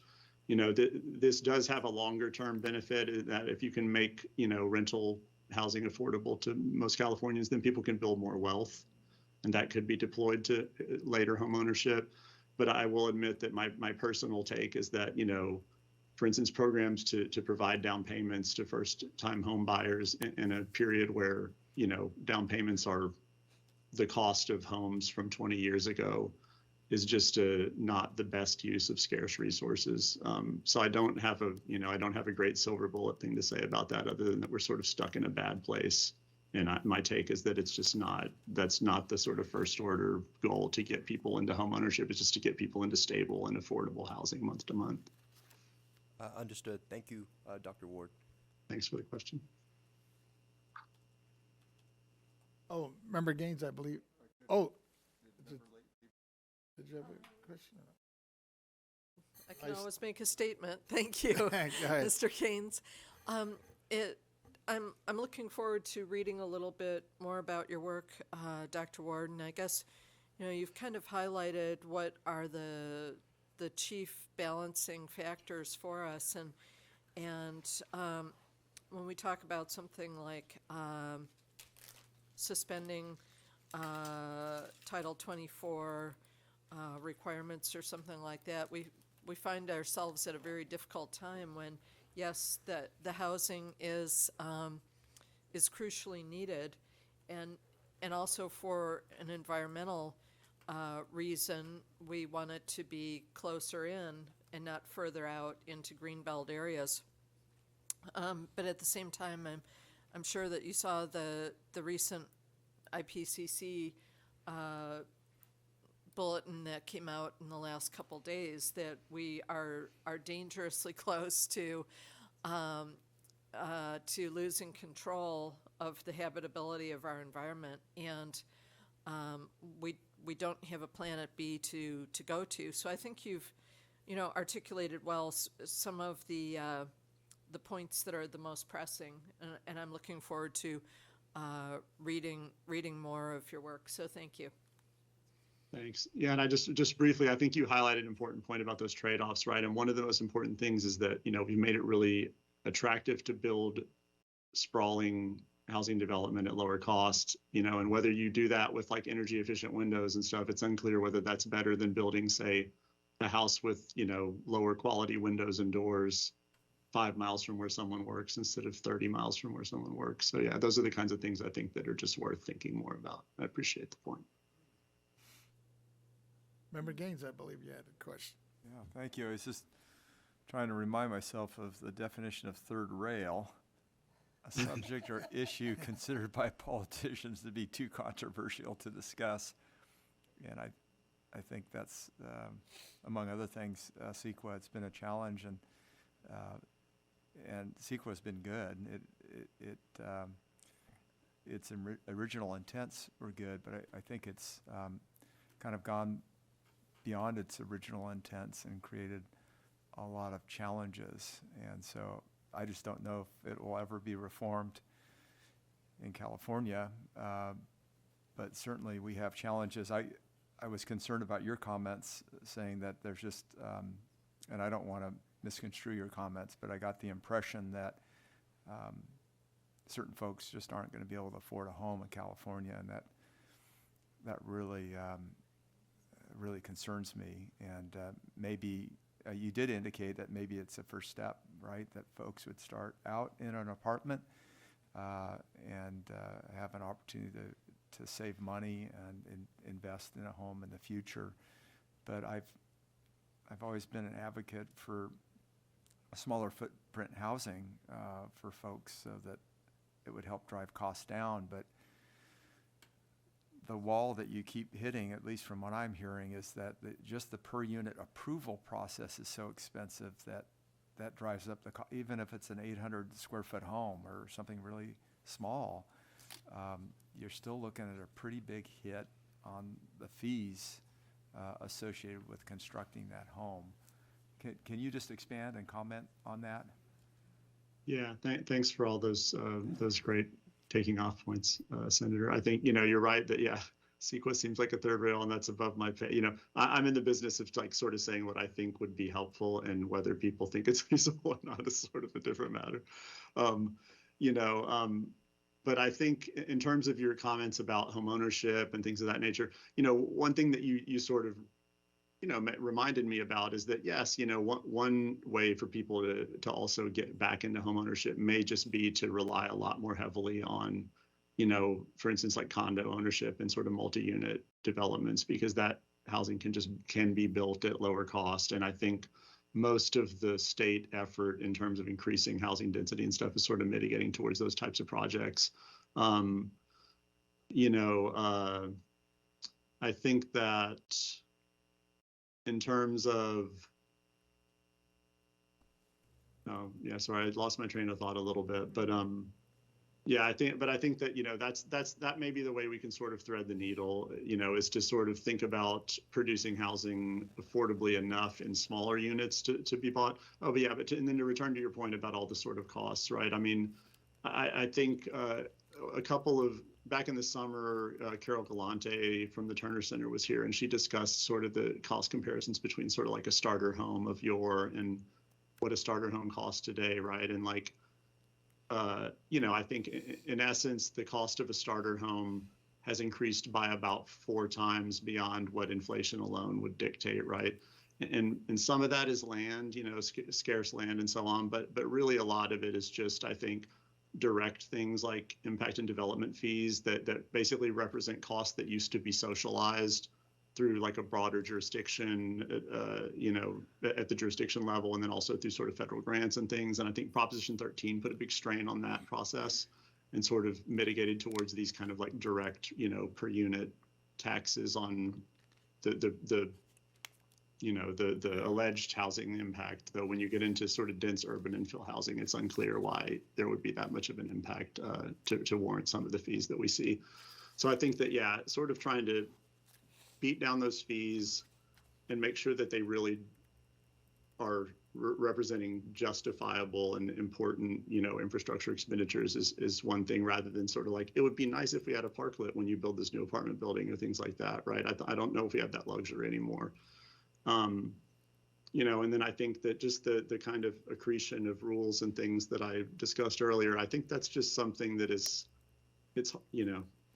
every rule seems to bring along with it a constituency, if only because it already exists. And I think that it's, the state could focus a lot more effort on just going back and looking at what we have and how we got here and seeing if we really need all these things. I think it's ironic that like SB 35 may sunset and there's some opposition to it. I think that's probably one of the most positive things the state's done to get affordable housing over the hurdle in a lot of jurisdictions. There are, thousands of other laws that don't have any sunset, at all, that maybe we should take a look at. And so, I just think that's, especially when you don't have a lot of money to throw around at a problem, like looking at easier ways to reduce costs through just reducing complexity is a useful exercise. One final comment, if I could, just on the home ownership issue too. If, Social Security is not enough for people to live on, really. And so I always have believed that home ownership provides that asset that can be used in retirement or passed on too to families. And even if it were, it's a condo or any piece of property, I think we ought to be focused on home ownership. As that ought to be part of the discussion on housing in California, and I think it is a process over time too, where number one, we got to get housing, right, and apartments, whatever it takes to get people housed in an affordable way, and then the ability maybe to move on to that ownership. And it gives people the ability to, I keep saying, it's the American dream. You should have the ability to buy a home, however modest, and then benefit from that appreciation as you age. So, thank you so much. I appreciate it, Mr. Ward. Thanks, Senator. I second those comments, and I think that idea of like kind of get people housed in a reasonable way and then work on helping people build wealth to take part in home ownership. I think that's sort of an appropriate path given the crisis that we face. But thanks for all those great points and questions. Thank you. Thank you again, Dr. Ward, for your time and your contributions. Really appreciated the discussion. I think we're pretty good on any more questions. Thanks. Appreciate you taking the time to join us. All righty. I want to confirm that Mr. Oscar Way is on the line. Yes, I'm here. Okay, good. Well, let me introduce you then. The next speaker for this item is Mr. Oscar Way. Deputy Chief Economist, California Association of Realtors, with over 20 years of experience in economic analysis and market research in the real estate industry and the housing market. Mr. Way performs qualitative and quantitative analysis on market conditions, industry trends, policy implications, and consumer behavior.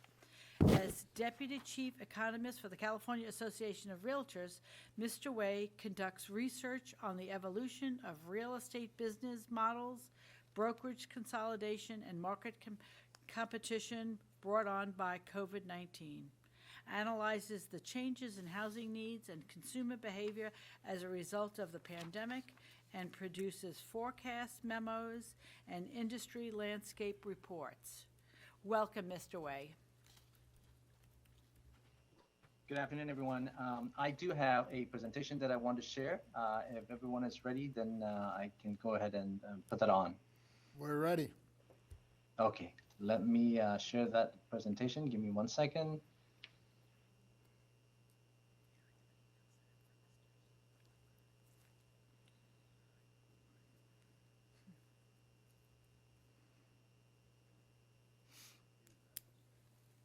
Bear with me for a second.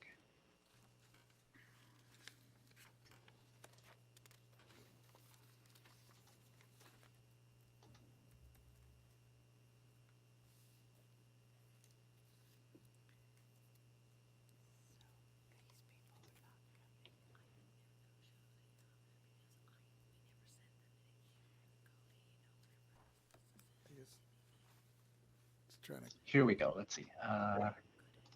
Here we go.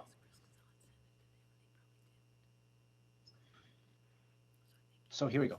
I do want to share some information about the economics and the housing market trend to the board. Just let's get started with, of course, one of the things that people talk about, all the time is about inflation.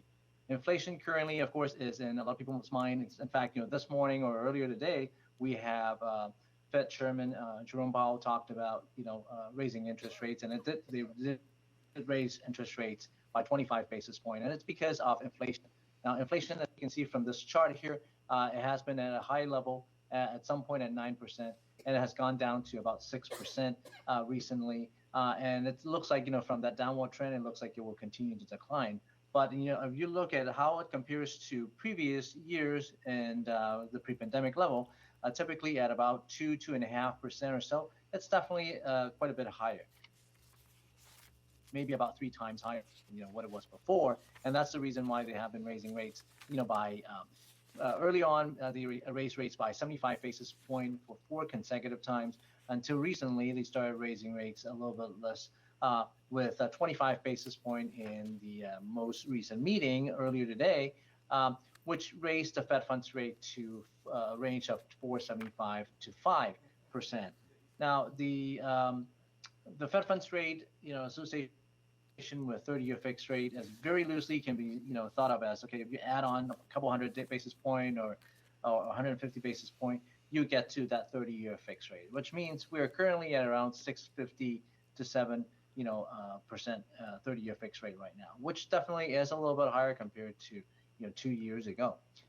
So the question, of course, is whether the Federal Reserve will continue to raise rates. If you take a look at this target range, there are people out there who have been trying to predict what the rates will possibly be in the next upcoming meeting and what's going to happen with the following meetings throughout the year. And if you take a look at the prediction within a different time frame, the latest time frame is the one that says March 22nd, 2023. A lot of people believe that if you look at those bar charts, you can see that a lot of people believe that next meeting, it's probably going to be another 25 basis point or so. Roughly about half of the people think it may be about 25 basis point. Half of the people believe that it might be 0% increase. But if you look at how it compares to, say, a month ago, the February 2023 number, it's definitely is a little bit lower than what that expectation is. And that's because of the fact that, what we have recently gone through in terms of the bank failures and in terms of concerns about, more systemic risk on the bank maybe, losing some of those, their value and possibly leading into more bank runs. So the Federal Reserve will probably hold off and maybe not raising rate as aggressively. And at the same time, if you look at some studies from some projections from UCLA, from Wells Fargo, you can see in general, economists believe that the Fed funds rate, inflation rate will probably go down. If you look at the chart, that's the CPI. It shows that things are actually slowing down in the first, second, third, and fourth quarter. By the end of this year, if you look at the 2023 numbers, by the end of the year, we probably will reach about 2.3, which is somewhat normal compared to the pre-pandemic level. And then in 2024, it'll be somewhere around 3% or so throughout the year. And that also prompted the Federal Reserve. If we look at the dot plot chart on the right-hand side, it shows that their expectation is somewhat in line with many economists. They believe this year in 2023 they will have the Fed funds rate at the highest level compared to previous year, and then from that point on, they probably will lower rates, and interest rates will probably follow along with it and go on and go down from that point on. Now, having said that, of course, at the same time, when rates are actually at a high level, that means we probably will have to experience some sort of pullback in demand, because higher costs of borrowing usually curtail demand a little bit, and that causes retail sales to drop slightly. If you look at the last column, this is February 2023, it shows you the retail sales number, how it reacts to the previous, how it increase or decrease compared to the previous month or the previous year. And you can see the very first line there says retail sales month over month. That means how it compares to the previous month, and it actually dropped by 0.4% or so. So higher rates, higher costs of borrowing, and also of course because of market uncertainty, result in maybe a little bit of a pullback in demand.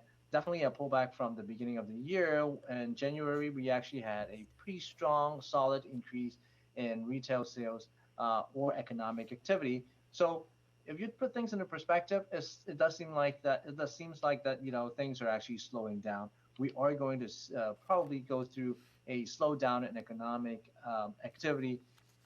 Labor market right now may not necessarily show a very soft slowdown. It's still showing a pretty strong, solid labor market right now. But it does seem like things are actually slowing down from that wage standpoint. If you look at that line chart on the right-hand side, it just seems like things are at wage growth are actually slowing down slightly, but it's still about the 2.3 or 3% level, and we will continue to slow down even more. Now, the question, of course, is whether that slowdown is going to lead to a recession. There have been talks about recessions. The Federal Reserve, usually based on historical records, 9 out of 12 times with Fed rate increase will lead to slowdown in the economy, and it may slow down enough to actually possibly lead to a recession. You can see it from that chart on the right-hand side with those red dots signifying a recession and those green dots signifying a slowdown, but not necessarily a recession. So most of the time we do experience recessions, but the question is, of course, whether this time we are going to see something similar. Many business leaders, they do believe that that is going to be the case. In fact, about 90%, 95% believe that we are going to go into a recession. But here's our projections. We believe that even if we were to get into recessions, which I think there is a good chance, most likely it's going to be in the third quarter or so of this year. It's going to be a mild one. It's going to be a 0.5% decline compared to a year ago. And if you look at how it compares to 2020, because of the lockdown, we actually have a more significant recessions of close to 6%. So there's a possibility that we probably will go into recessions. And as such, with interest rates, rising, we have been seeing interest rates rising, pretty fast, with at one point actually getting to 7%. And because of this higher cost of borrowing, that's one of the reasons why we're seeing possibility of recessions. But at the same time, you also notice, in the last few weeks, because of those concerns about, bank runs, because of concerns about what's going to happen with the banking system, we are actually seeing some slowdown in mortgage rates. In fact, today, 30-year fixed rate, after the announcement of the Fed funds rate hike of only 25 basis point, it actually softened up a little bit. We actually saw that the 30-year fixed rate actually came down slightly. Now, whether that is going to continue to be the case, that's really hard to say. I think there's a possibility that we may actually see it bounce back up in the next few weeks or so. But at that rate, even if it's not at the very, very peak, compared to last year, if you look at the mortgage payment, even though home prices actually have softened up a little bit, mortgage payment, because of increase in rates, actually have pushed, the mortgage payment has actually increased by about 35% or so. That really caused affordability to go down. In dollar term, with a 35% increase in mortgage payment rate, we could be talking about $1,000 a month on mortgage for a homeowner who used to pay $1,000 less. So if you multiply that by 12, that means someone will have to earn maybe about $12,000 more at least in order to afford the exact same home. That's probably the reason why we have been seeing some decline in sales. 33% decline in sales, and so far for the first couple months, it's actually dropped close to 40% compared to last year. Now, of course, keep in mind, last year at this time of the year, a lot of people actually try to rush into the market to lock in a low rates, and so it actually pushed sales up slightly. So, the significant decline is somewhat expected, especially since what we have observed in the last few months, that sales have been declining. But in the meantime, prices also have been softening, but not as much as what we have seen, let's say, compared to the great recessions in the 2007, 2008, or 2009. We're seeing a moderate decline in price by about 5%, partly because of tight supply. Supply is remaining tight, even though on the surface it seems like we do have more supply than before. But the reality is, if you look at the supply, the new listings or new property being listed on the market, you can see the latest number compared to a year ago and 2, 3, 4 years ago. Compared to a year ago, actually, it dropped by about 25%. So supply remained at a very tight level compared to last year and compared to a year ago or 2 years ago. That's partly because of what you're going to see here. A lot of those properties, a lot of properties that were bought last year, the year before, 2 years ago, they were locked in at a very low rate. In fact, a lot of people refinance. A lot of people actually lock in their rate at below 5%. If you look at this chart, this is basically the Freddie Mac's portfolio, and within their portfolio, 98% of their mortgages were below 5%. That's the reason why we have some tight supply, because people are not putting up their house up on the market. Because if they actually were to put their house up on the market and refinance to purchase, to trade up or trade down, it will actually cost them more in order to buy an exact same home. So they decided not to put their house up on the market, maybe just remodel or maybe do something else, but staying at that same home because they can't afford. And here's someone may argue or say that, okay, well, what happened last recessions in 2008, 2009? We had a lot of supply because a lot of people foreclosed their properties. They went through REOs and short sales.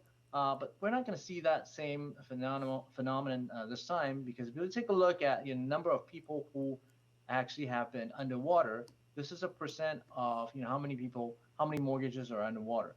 0.9% for California only. Just as a comparison, last housing market collapse, we had in California at 1.30% of the mortgages or homes actually underwater. So a significant difference compared to what we had last time. And even if we have a decline of, say, 3% 3% decline in price or so, or 5% decline in price or so, that number, 0.9%, will maybe grow to about 1.8 or 2% or so. So that's not going to be a significant increase in terms of supply. So we probably won't have as many supply, and as such, the buyer's demand, we can say, part of it is because of cost of borrowing being a little bit high, but at the same time, it's also because of not having enough supply in the system. And that's why we have not been seeing many homes being sold. In fact, if you look at, how the current year in bar chart compared to those line charts, we are actually behind, the sales level of the last few years. Sorry. So here's our predictions of what's going to happen, in 2023. We do believe that because of the pullback in demand, because of tight supply, we are going to see a negative 16.2% decline in sales after the 23.1% decline in 2022 in terms of sales. So we definitely will see very low sales, this year. And as far as price is concerned, we expect a dip, but the dip or the decline in price is going to be a single digit 8.1%. And that's partly because of, the support that tight supply has on the price level. So we're going to see an 8.1% decline. And that's assuming, of course, that the 30-year fixed rate or mortgage rate is at around an average of 6.6%. Now, going forward in 2024, we do expect that sales should actually come down in 2024, assuming that the mortgage rates will actually be a little bit lower compared to this year. We expect mortgage rates to get to maybe the mid 5 level, maybe 5.5-ish or so for the year of 2024. If that's the case, we probably will see a slight increase in sales in 2024 and probably a slight increase in 2025 as well. But we actually don't expect sales level to actually get back to 2021 level in the next 3 years or so. In the meantime, median price probably will bounce back in 2024 and probably will continue to inch up from that point on. With that said, I am going to turn it back to the chairman. Let me stop sharing for now. Thank you. That spark any questions? Yeah, we have Deputy Controller, go ahead. Thank you, sir. I have some comments and then a few questions, if that's okay. There's been incredible economic growth here in California these past 4 years. The state has added more than 3 million jobs since April 2020, the largest hiring spree in the nation. Nationwide, unemployment is at its lowest rate in 54 years. Unfortunately, many families are still struggling to afford basic necessities because of inflation. High prices continue to chip away at workers' wages and retiree incomes. There's pain at the grocery store and sticker shock at the pump. Interest rate hikes have made borrowing especially difficult, including mortgages, which has made the dream of home ownership unattainable for many. The resilience of many Californians, however, has remained steadfast and constant, weathering the COVID-19 pandemic and the eagerness to build back on a strong economic recovery. I had some questions, and I'll open it up to any of the panelists here. Just in regards to inflation, there's a consensus that strong wage growth is good for workers, but only if it's not impaired by high inflation. What would be the cost of failing to restore price stability here in California and throughout the United States? Yeah, it's tough, and that's what the Federal Reserve, they've been trying to do. And as you mentioned, the inflation rate right now, and I briefly show the number of wage growth. I think I show in the graph that says wage growth is 4.6% right now, and inflation, as I mentioned earlier, is 6%. So there's definitely a gap, even with an increase in wage growth of 4.6%, which is higher than the historical value, the historical norm. It is still below the inflation number. And that's why, in terms of, for many people, for many households, they're suffering. Of course, they will have to actually go into, their savings. In the past 2 years, we did have some stimulus, So people were able to draw money from their saving account, but that might not actually be able to happen in the next year and a half or so, because people, it's just because overall prices have been rising. So it's very important. I think it's very important to keep rate to keep inflation down. And unfortunately, as of now, the way to do it is through monetary policy. And the way that we can actually use monetary policy to keep inflation down is to raise rates a little bit. And they have been doing so. Maybe the Federal Reserve have been doing so, and they try to do so in a very delicate way. I do believe that interest rates will come down, but it's going to take time. And that's why there's a possibility that we may actually get into a recession. But the sooner we get back, to a stability in price, I think the better it will be for the economy and of course for the housing market as well. Okay, thank you for that. My next question, I wanted to focus on the debt ceiling. According to an analysis by the Bipartisan Policy Center, the United States will likely start to default on its obligation over the summer or early fall if Congress doesn't address the debt ceiling by then. My question is, what would be the consequences of not raising the debt ceiling and defaulting on the nation's debt for both the economy and the impact it would have on individuals and families? I do believe we had, in previous years, we actually experienced, similar issues, and normally it doesn't last very long. If the debt ceiling doesn't get raised, obviously it will create issues. It will create some shutdowns as well. It possibly could lead to, interest rates, concerns about interest rates getting a little bit higher. So there are definitely consequences. There are definitely things that, now, in the short term, a week or two, we may not necessarily see, but it could possibly lead to, some people may not get paid, in the government. Some people may not necessarily be able to have an income available to spend for 2 weeks or so. In the past, though, based on experience, those usually get resolved. So I'm hopeful that, that actually will happen. But if it doesn't, yes, there will be some consequences in terms of, I can sort of, quickly assess, what the impact that could be possibly on, let's say, GDP. It could possibly be, a little drop of 0.1 or 0.01% in terms of GDP, which by just the number itself, it may not necessarily mean much.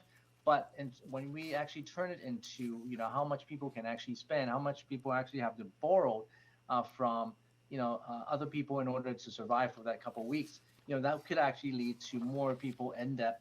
But at the same time, as I also mentioned, it could actually lead to a higher interest rates. That could have a slightly longer term impact, for people who are trying to get a home, people who are trying to borrow money. So there definitely are some, long-term impact, slight long-term impact if we actually have the debt, do not raise the debt ceilings after it passed, its time. But I'm hopeful that probably should be resolved within a very, very short period of time, if not before, the deadline. Thank you for that response. With these, my next question is the interest rate hike increases. There are federal projections showing that unemployment will increase by 4.6% by the end of 2023. And unfortunately, the economic burden will not be spread out equally. The last time unemployment was 4.6%, white unemployment was jumped to 0.9%, while African American and Hispanic unemployment skyrocketed well over 2%. Can you address the disparity impact here and how this contributes to the racial wealth gap? There's definitely a disparity here. In the past, when we have, and usually, the disparity doesn't happen overnight, obviously. So it really depends on, the interest rate impact. It also depends on, how much of an economic recession we are going to get into. As I mentioned earlier, if we could actually avoid, now, on our projections, we show a mild recession, but there's a possibility we can actually avoid a recession. We could actually achieve soft landing. Now, I'm not betting on that right now, but I do believe that, we probably will have a soft landing. We probably will have a mild recession. So it really depends on how deep a recession we're going to go into. If we actually did not go into a deep recession, we go into a very mild recession and short, then yes, there could be some disparity in income disparity, but it could be short-lived. Even though it's short-lived, though, here's the concern that I have. Right now, what we have been seeing is in the news, we have been seeing the tech sectors getting laid off and things like that. But the next phase probably will be after the tech companies laying people off. We probably will see bigger companies, bigger service sectors, the service sectors getting affected. That's when we actually see some of the households which may not have highest household income to be experiencing those layoffs and things like that. Now, 4.6%. I think you mentioned the unemployment rate getting to 4.6%. Now, 4.6%, is that a huge number? Right now, we are at a number that is below the norm. But anytime we see an increase in unemployment, even though it is just a number for economists or to reporters, but they are definitely affecting people who are in the labor market. So I do believe that if it's 4.6%, the disparity probably will not be significant, even though there's going to be some disparity. But again, it depends on how long the duration is going to be. If it is going to be, let's say, a month or 2 months or a quarter, I think we can hopefully get back to positive growth in the first quarter and second quarter of next year. Then that might not be too much long-term damage. But if the economic recessions prolong for a little bit longer, let's say 2 to 3 quarters, then it's definitely something that we need to look at again and again and try to figure out how to actually get it back to a more positive growth in a faster manner. Thank you for that. And Chairman, I yield back. Thank you. Thank you. Member Gaines. Thank you. I really want to thank you, Mr. Wei, for your presentation. It's very welcome, very helpful. And could we get a copy of that presentation? You had a lot of statistics.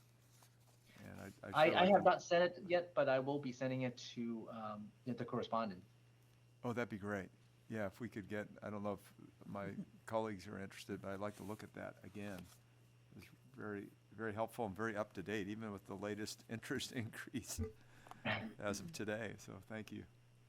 You're welcome. Seeing no other hand, do we have any other? I know we had other panelists. These are the 3 panelists. They are still on. So Assistant Assessor Scott Thornberry is still on, I believe, and Mr. Ward is still on the line if you wanted to have a further discussion. Do we have any other questions or comments for him? I think we've asked him, but I'm just curious if anything else came up. No, we have no other speakers for this item. And we don't have any written comments on this, do we? No written comments on this item. Would you? Do we need to go out to AT&T on this? We do. The one thing I should ask is that there is a notation here that maybe somebody from the California Assessors Association is presenting. Do we have anyone? Let's go to the moderator and see if maybe they're there. AT&T moderator, can you please let us know if we have anyone on the line who'd like to make a public comment? Sure, we have one in queue, and if you need to comment and have not yet done so, press 10 on your phone's keypad. We will go now to Suzanne Carlos. Please go ahead. Oh, Suzanne has dropped from queue. Suzanne, if you would like to comment, press 10 again. We'll get you back to the queue.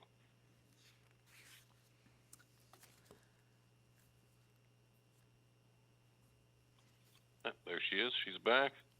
Suzanne, go ahead, please. Good afternoon, everyone. Long meeting.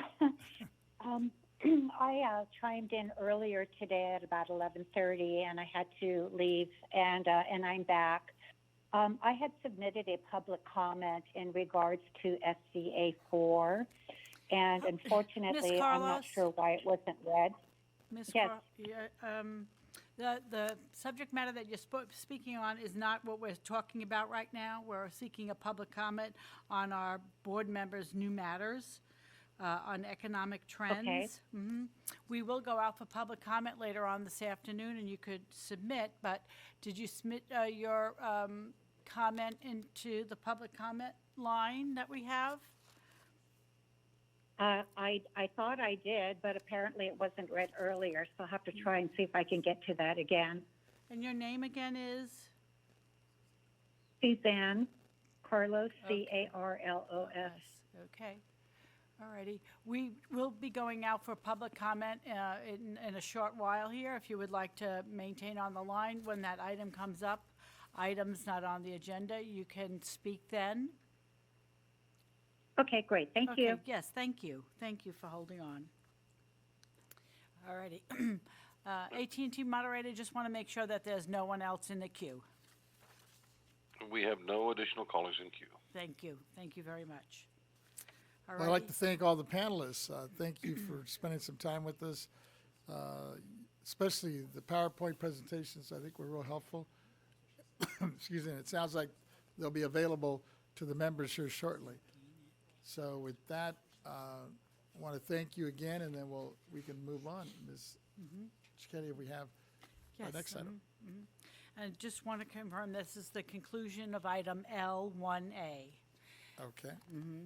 And so we were taking L1B earlier, but the two speakers that we were waiting on have not queued up.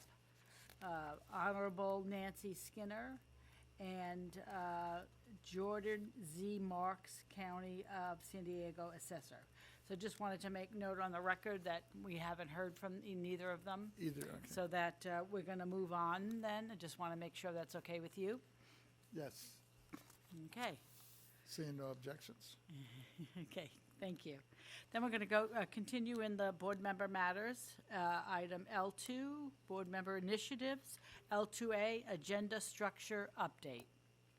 Discuss recommended options for board meeting agenda template and procedures for board modification and approval, presented by Chair Vasquez. Thank you. Members, as an elected state body, we are required to allow members of the public to attend and participate as fully as possible in our discussions and decision-making processes on every item, and our agenda notice requirements are based on the state policy that the people must be informed so they can keep control over their government. Ms. Stowers and I and my staff worked over the past month on how to modernize the current public agenda notice, looking at examples of other elected bodies. We are jointly proposing today the changes set forth in my memo linked to this item that would add further clarity to the public we serve.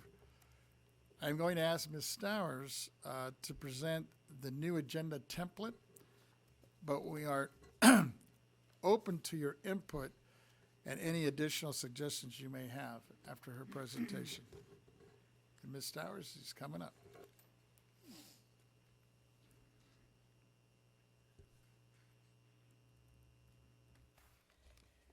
Good afternoon, members. Yvette Stowers, Executive Director. The proposed new agenda template, it is attached to the agenda. It is Exhibit A. And we're just changing the order of some things, first of all. We will start our meeting as we normally do with the call to order.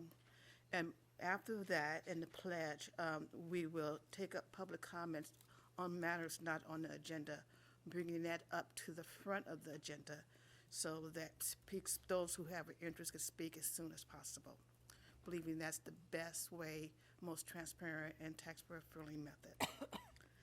Then we will move on, and we will have this as a standing item. It will be our consent agenda, and like we currently have, and it would be generally adoption of the board meeting minutes. That's how, if we were looking at our March meeting, that would have been on there. And then we will follow that with our tax program matters. That would be our audits, our escape assessments, our value setting, everything that we do statutory or by the Constitution, that will follow there. Chief counsel matters, when it's, that heading will appear on the agenda, and when it's scheduled, it will be detailed. For example, if chief counsel was going to present on rulemaking, it would say rulemaking.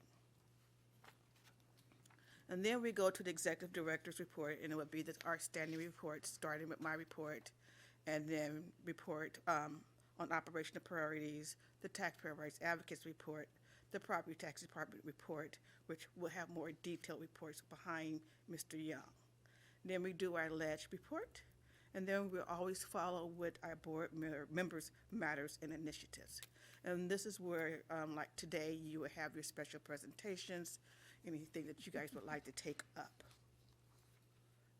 And then we will have a standing heading of public policy hearings, where it is sometimes, as you discuss something as a board member matter, you may decide that you would like to have a public policy hearing on that item, or we may be receiving a lot of questions and calls on a particular topic and decide that we would like to have a public policy hearing so that we can discuss the matter in a transparent way. And then finally, we will close. If there's closed session, we will go into closed session and we explain why. And then finally, an adjournment. So this is our proposal to streamline our agenda, make it more easier for the public to know the business of the Board of Equalization and know when they will have an opportunity to speak and to speak upfront of the agenda. I thank Chair Vasquez and his team for working with me and my team on preparing the proposal. Any questions? Seeing no comments. Just a comment. Oh, sure, go ahead. I like what I'm hearing. Okay. It sounds a lot more logical and simple for us, but also, more importantly, our constituents. We Making were it hoping, friendly. yeah, it would be a little bit more user-friendly. Yeah, that's great. Thank you. Oh, yes, Deputy Controller, go ahead. Thank you, Executive Director. I appreciate your initiative here and the Chairman for bringing this forward. I also do really appreciate you studying and looking out what other state agencies are doing in order for us to better streamline our processes, make it more user-friendly, and enhance participation from the public, as long as being easy to follow. So kudos to you and the entire agency. Thank you. You know, I have to give credit to the ladies to the left. Okay. I'd like to entertain a motion that we move this item and approve the new agenda. It's been moved by our Vice Chair and second by Member Gaines. Do we have any, we don't have any written comment on this, do we, Ms. Cicchetti? No, we do not have any written comment and no one in the audience to make a presentation. But let's go out to the AT&T moderator. Let's see. AT&T moderator, can you please let us know if there's anyone on the line who'd like to make a public comment regarding this item? Once again, to make a public comment on this item, press 10 on your phone's keypad at this time.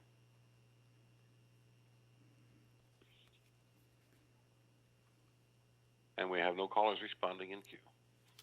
Thank you. So we have a motion to adoption of the new agenda template as presented. The motion was presented by Vice Chair Lieber and second by Mr. Gaines. Let's take roll. Chair Vasquez? Aye. Vice Chair Lieber? Aye. Member Gaines? Aye. Member Schaefer? Aye. Deputy Controller Emron? Aye. So that's unanimous of those present. Thank you. Thank you. With that, we'll move on, Ms. Cicchetti, to our next item. Before we go forward, would you mind if we took a break for staff Oh, for 15 sure. minutes? Sure, sure. We'd appreciate that. So 3:30? What is it now? 3:30, how long? 15? 15 minutes? 3:45? 3:45, we'll reconvene. Let's take a short break. We will recess now at 3:30. All righty, thank you. Thank you.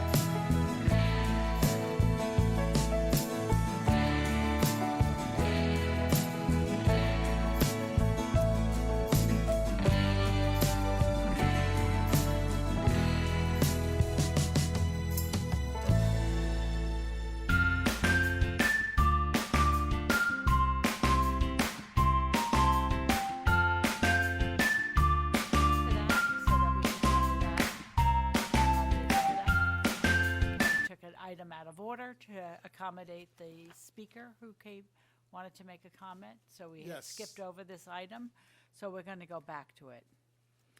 Item K4, Property Tax Deputy Director's Report. K4A, Operational Updates. This item is going to be presented by Mr. Young and his team. Welcome. Thank you. Thank you. Good afternoon, Chair Vasquez, honorable members of the board. For the record, my name is David Young, and I'm the Deputy Director of the Property Tax Department. With me here, I have my team, Ms. Glenna Schultz. She will present the two reports for you guys.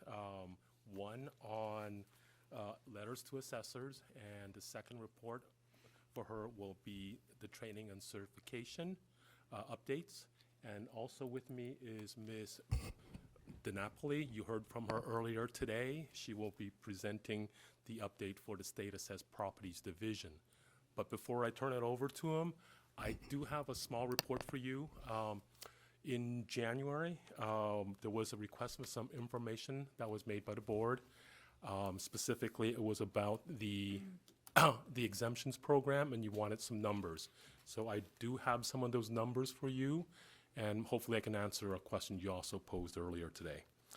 So the request was for some general information on how big is the exemption program, what kind of value is exempted from the roll, and specifically how much of that is for low-income housing. So for this year, 2022-23,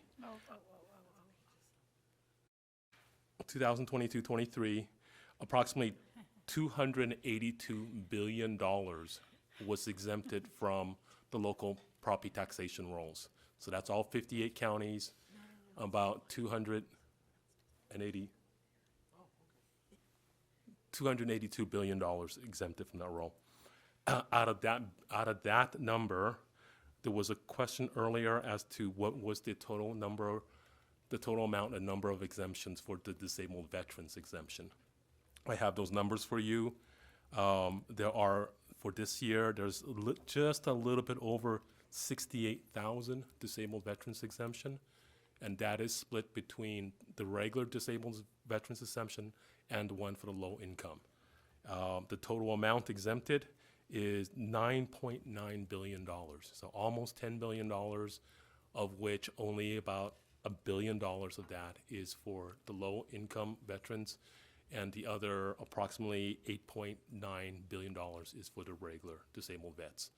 So just a little bit under 70,000 of those exemptions for this year, and almost $10 billion off the roll. I have a couple of other categories I wanted to mention too. For the college exemption, we have about $36 billion exempted off the roll. For the low value property exemption, that is just a little over 100 million. So it's $102 million. And you don't worry about writing down the numbers. I will actually send it to you guys in writing, probably by the first day of next week. For the church exemption, we have just a little bit over $2.7 billion exempted off the roll, and those are for churches. There is another exemption there for religious exemption. The religious exemption is $18.9 billion, just a hair under $19 billion for religious. And we have the biggest share of all the properties, all the value exempted off the roll is for the welfare exemption. So out of that, I mentioned it was $282 billion in total. $187 billion of that is for the welfare exemption. So the welfare exemption, all the value we exempt off of from Revenue Taxation Code 214, that is the biggest share of it. And I have those broken down into three categories. There is a welfare exemption specifically for colleges that are below collegiate grade. So it's anything other than colleges. That is $4.2 billion. The next category that I have is the welfare exemption for hospitals. Hospitals is $38.4 billion. So $38.4 billion is exempt off roll for hospitals. And then the other category that I have is for all the other uses that will fit under the welfare exemption. They're all categorized under one big category, and that's the remainder of that number, and that number is $144.5 billion. So in that $144.5 billion is everything else that's covered under the welfare exemption, included low-income housing. So that's a component of it. But because the way the numbers reported to the board and the way it's actually collected at the assessor's office, I am unable to break that number down to exactly how much of that is just the low-income housing. But it is a large portion of it. So I'm able to refine the number down to it's somewhere less than $144.5 billion, but not to get it any more granular than that. But it is a large portion of that. And then the last category that I have is all other exemptions. There's a whole bunch of other exemptions that are not covered in those ones that I listed.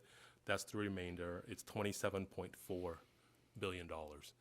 So overall, with an assessment roll of being really close, but not quite $8 trillion, about $282 billion of that is exempted off the roll, so it's taken off the roll. So that is my follow-up on January's request for information, and and that's the numbers for the disabled veterans that you asked about earlier today. I was able to piece all that together. I'm available for any questions you may have. If not, I will turn over to Ms. Schultz for the next two presentations. Seeing no hands, I think we'll move on. Okay, and I will get you those numbers I next week. appreciate it. Ms. Schultz. Good afternoon, Chair Vasquez and honorable board members. I am Glenna Schultz, Principal Appraiser in the County Assessed Properties Division. Today, I will provide you with a brief report on letters to assessors. Attached to this month's agenda is a memo on letters to assessors, which provides a list of the LTAs that have been issued since our last board meeting. In addition, the memo provides a link to the BoE's website where a list of all LTAs can be found that have been issued to date. As of the date of the attached memo, BoE staff has issued a total of 12 LTAs for calendar year 2023. Since our last board meeting, 4 of those LTAs have been issued and are summarized as follows. An LTA to announce the readoption of the emergency amendments to property tax rules 462.520 and 462.540. An LTA to issue the report on 2022 state assessed property appeals. An LTA to request the 2023 county assessment appeals filing period deadline, and an LTA to announce the adjustment of the $1 million amount for the intergenerational transfer exclusion. This concludes my report on letters to assessors. I'm available to answer any questions you may have. One quick one. As you mentioned, I guess the intergenerational transfer adjustment of, I guess, 1 million to 1 point, I guess it's 22,600 or 600,000, Yes. which will be in effect until 2025. Given the forecasts of home values moving forward, what happens if the home values decrease before 2025? Well, the next adjustment will be in 2025. That'll use the HPI adjustment for 2024. 24. So if 2024 happens to be a negative number, then the amount would go down. It would be Oh, less. it'll be adjusted back to the 1 million, basically? We've had discussion with our legal department. We're not clear on how that adjustment would work, but we believe there would be a compounded number, so it would be a decrease from the 1,022,600. Okay. Thank you. I will now provide a brief report on the BOE's appraisal training and certification program. For fiscal year 2022-23, we have scheduled 33 classes, both in-person and virtual.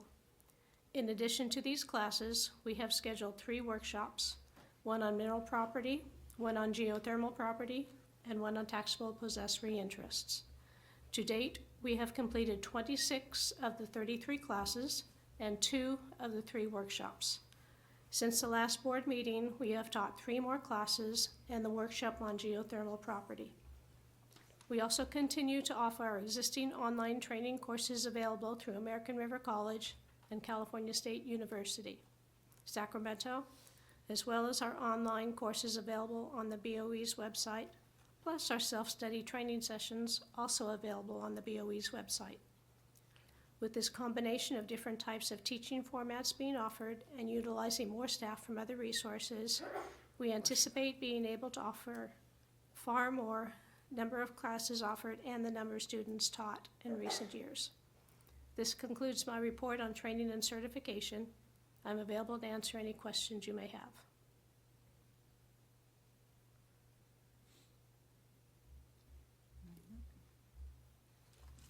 Oh, yes, one question here from the Deputy Controller. Sure.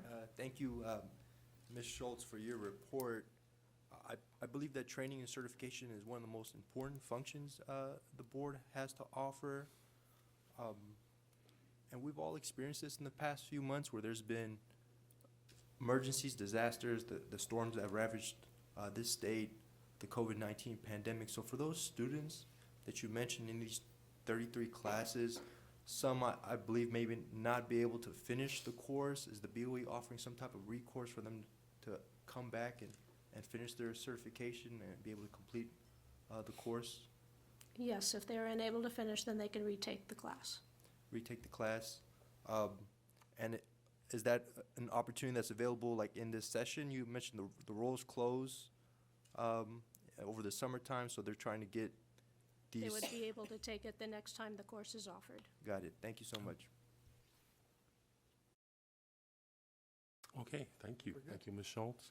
Hearing nothing else, I will turn it over next to Ms. DiNapoli for the State Assessed Properties Report.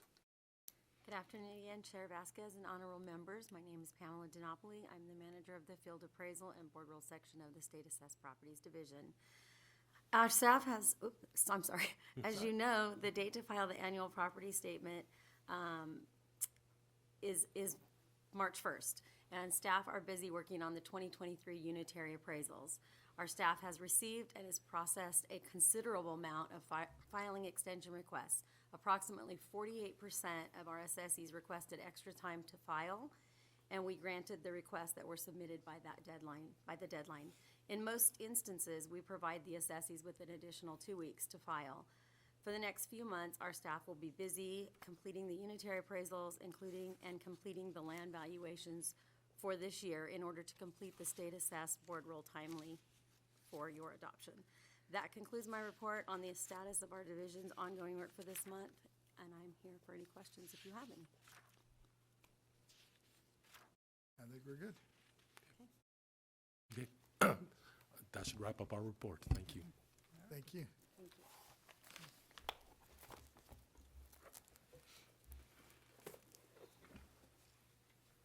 We didn't have any written comments on this one, did we? No, it's Yeah. part of the It was just the executive report. director's report, Yeah. so we've already kind of handled that. Before we leave L, I wanted to say something. Okay, well, we're not finishing up K, we'll come back, okay.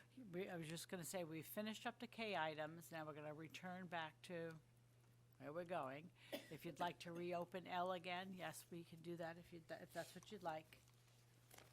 Sure, go ahead. Yes, Chair Vasquez, I've been trying for a couple months to get something in writing about relocating our monthly meeting to Southern California, where all of my people and the media and the taxpayers are, so that they could drive to a meeting and maybe we'd get a little more attention. I do see in the booklet that was given us on how to become a member of the BoE, it says somewhere there that we have 12 meetings a year, all in Sacramento. But I also know that there's a government code section that says 3 of our 12 meetings can be outside of Sacramento. So the memo would address that conflict. And then I'd like to find out the actual cost, the savings or the extra expense involved. And then I can intentionally get the Convention Bureau in San Diego to maybe put up $1,000 or something to help with the cost of celebrating, having us come down and hold it at a public building. We held one briefing session at the airport 4 years ago, and it went very well.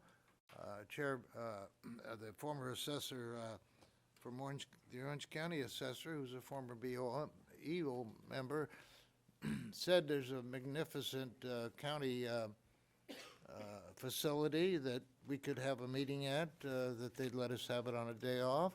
We have the San Diego County Board of Supervisors chamber that may be on a day off.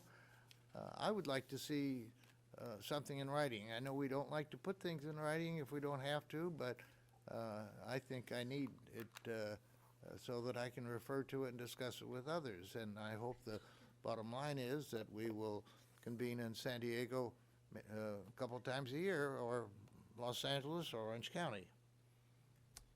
I see our Good executive director up afternoon, here. Go Chair ahead. Vasquez and members. As you know, I believe at our January or February meeting, we had a conversation regarding having meetings outside the Sacramento area, a very robust conversation. I don't have the data in front of me right now, but I did provide an estimate on what it would cost in order to take our meetings outside of Sacramento. Vice Chair Lieber expressed some concerns and basically said, you know, we need to have nexus, and before we start moving outside the Sacramento area. Chair Vasquez had some ideas of having meetings outside of the Sacramento area, but wanted to wait a while to decide when he wanted to have a meeting in another location. As far as something in writing, Member Schaefer, you're more than welcome to have you made the process, and this is what I shared with your deputy. If you want to have this item placed on an agenda, you do a member requested matter. I did that for this month through my chief of staff, and he thought that I had 3 items of concern. Okay. 2 of them Yeah, is may separately I handled. finish? Yes. Thank you. When you do the member requested matters, we have a timeline, a deadline. For the March meeting, the deadline to put something on the agenda was March 6, 2023. And when you put something on the agenda, it is up to the member and the member staff to prepare a memo that we can actually attach to the agenda. I received something from your office after the deadline. And because it was after the deadline and it was not in the format that was usable, it did not get placed on the agenda. Again, you're more than welcome to provide a memo outlining what you would like to have, and it will go on the agenda at the next meeting, provided it's submitted in a timely fashion. And I understand what you're requesting, but then once it's on the agenda, then you can have a conversation with your colleagues, and they can make a decision if they feel that it's necessary to have a detailed costing of what it would cost to travel outside of Sacramento, and whether it's needed considering the projected budget deficit. Do you need a special form, or it's mainly important we do it timely? My chief and I can do it timely, no problem, but if there's a form. It's a I'm memo, it's a memo. Just do a memo, yeah. And my counsel is reminding me to be careful because this item is not agendized. All right, all right, well, that's a very satisfactory explanation, I thank you, and we will see you on the April agenda. Thank you. With that, Ms. Cicchetti, what do we have next? The next item on the agenda is N, public comment on matters not on the agenda. Persons who wish to address the State Board of Equalization regarding items not on the agenda may do so under this item. Please note that the board cannot take action on items not on the agenda. However, the board can schedule issues raised by the public for consideration at future meetings. When giving your public comment, please limit your remarks to 3 minutes. I'm gonna go out to, I don't have anything in writing, and we have no one in the audience who wish to make a public comment. I'm gonna go to the moderator. Because we did have a lady, I think, that wanted to speak. Let's see if Let's she's there. around. Yes, AT&T moderator, Yeah, can you please. please let us know if there's someone on the line who'd like to make a public comment? Well, ladies and gentlemen on the phone, if you would like to comment on items not on the agenda, this is your opportunity. Please press 10 at this time.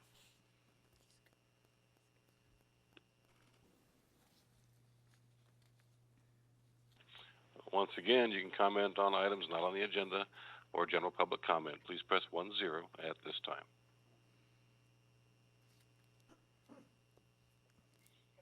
And we have nobody from the phones queuing up. Alrighty. So the last item on the agenda today is closing remarks.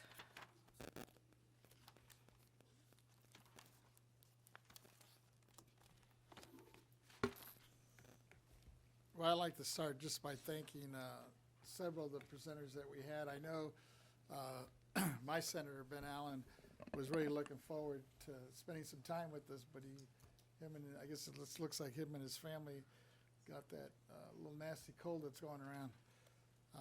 But hopefully he'll come back at a later date and at least have an opportunity to interact with us a little bit.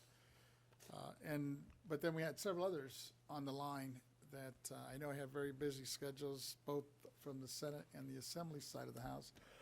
And I want to just thank them publicly for sharing their bills, especially as it pertains to the affordable housing, which has been something that we've been really zeroed in on the last few years here, and looking forward to hopefully seeing those pass and move forward as we begin to explore some of the things we could do on our end in terms of the tax credit and abatement issues.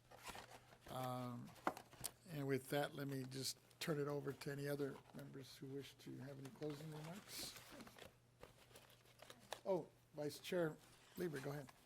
Well, I'd just like to commend staff for putting the agenda together for this meeting. I think it's been a very productive day, and the chair's staff and the chair, as well as our controller, for really setting the structure for us to be engaged in the tax side of affordable housing, I think is very productive and important to our constituents. So thank you so much for that. Thank you. Oh, see our Deputy Controller, go ahead.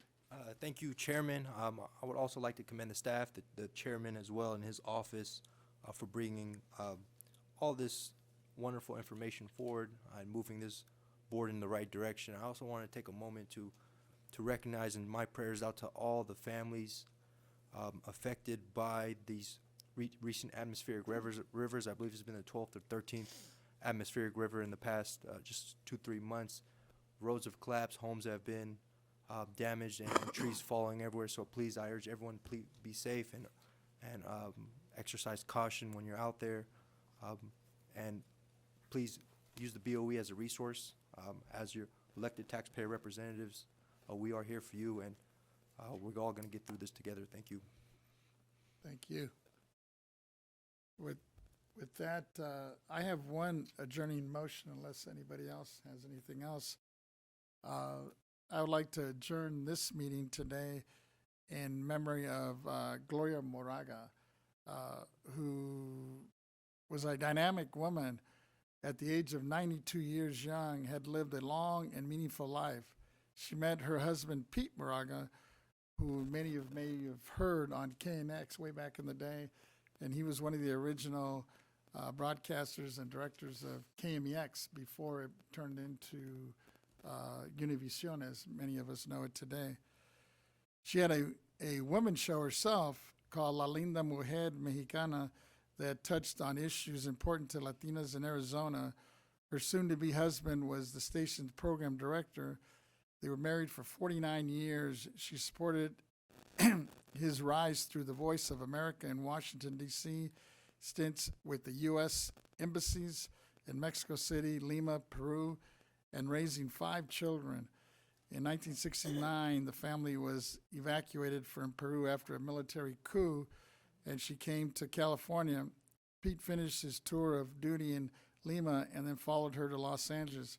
He became a reporter for KNX Radio and later the news director for KMEX TV Univision flagship station in Los Angeles. Throughout her life, Gloria was a loving and caring mother, grandmother, and great-grandmother. She supported her loving husband through all of the assignments. She leaves behind a grateful, loving family and many friends who loved her and cared for her. May she rest in eternal peace. And personally, I had the opportunity, I actually grew up with one of her sons in the West Side, and I got to know her, and she always treated me like a son. So she's going to be sorely missed. So I would just like to adjourn in her honor. Hearing no others, we'll officially adjourn this meeting at 4:13. I guess our next meeting will be on April, looks like we're going to do the 26th instead of the 25th. Okay. Right? Okay.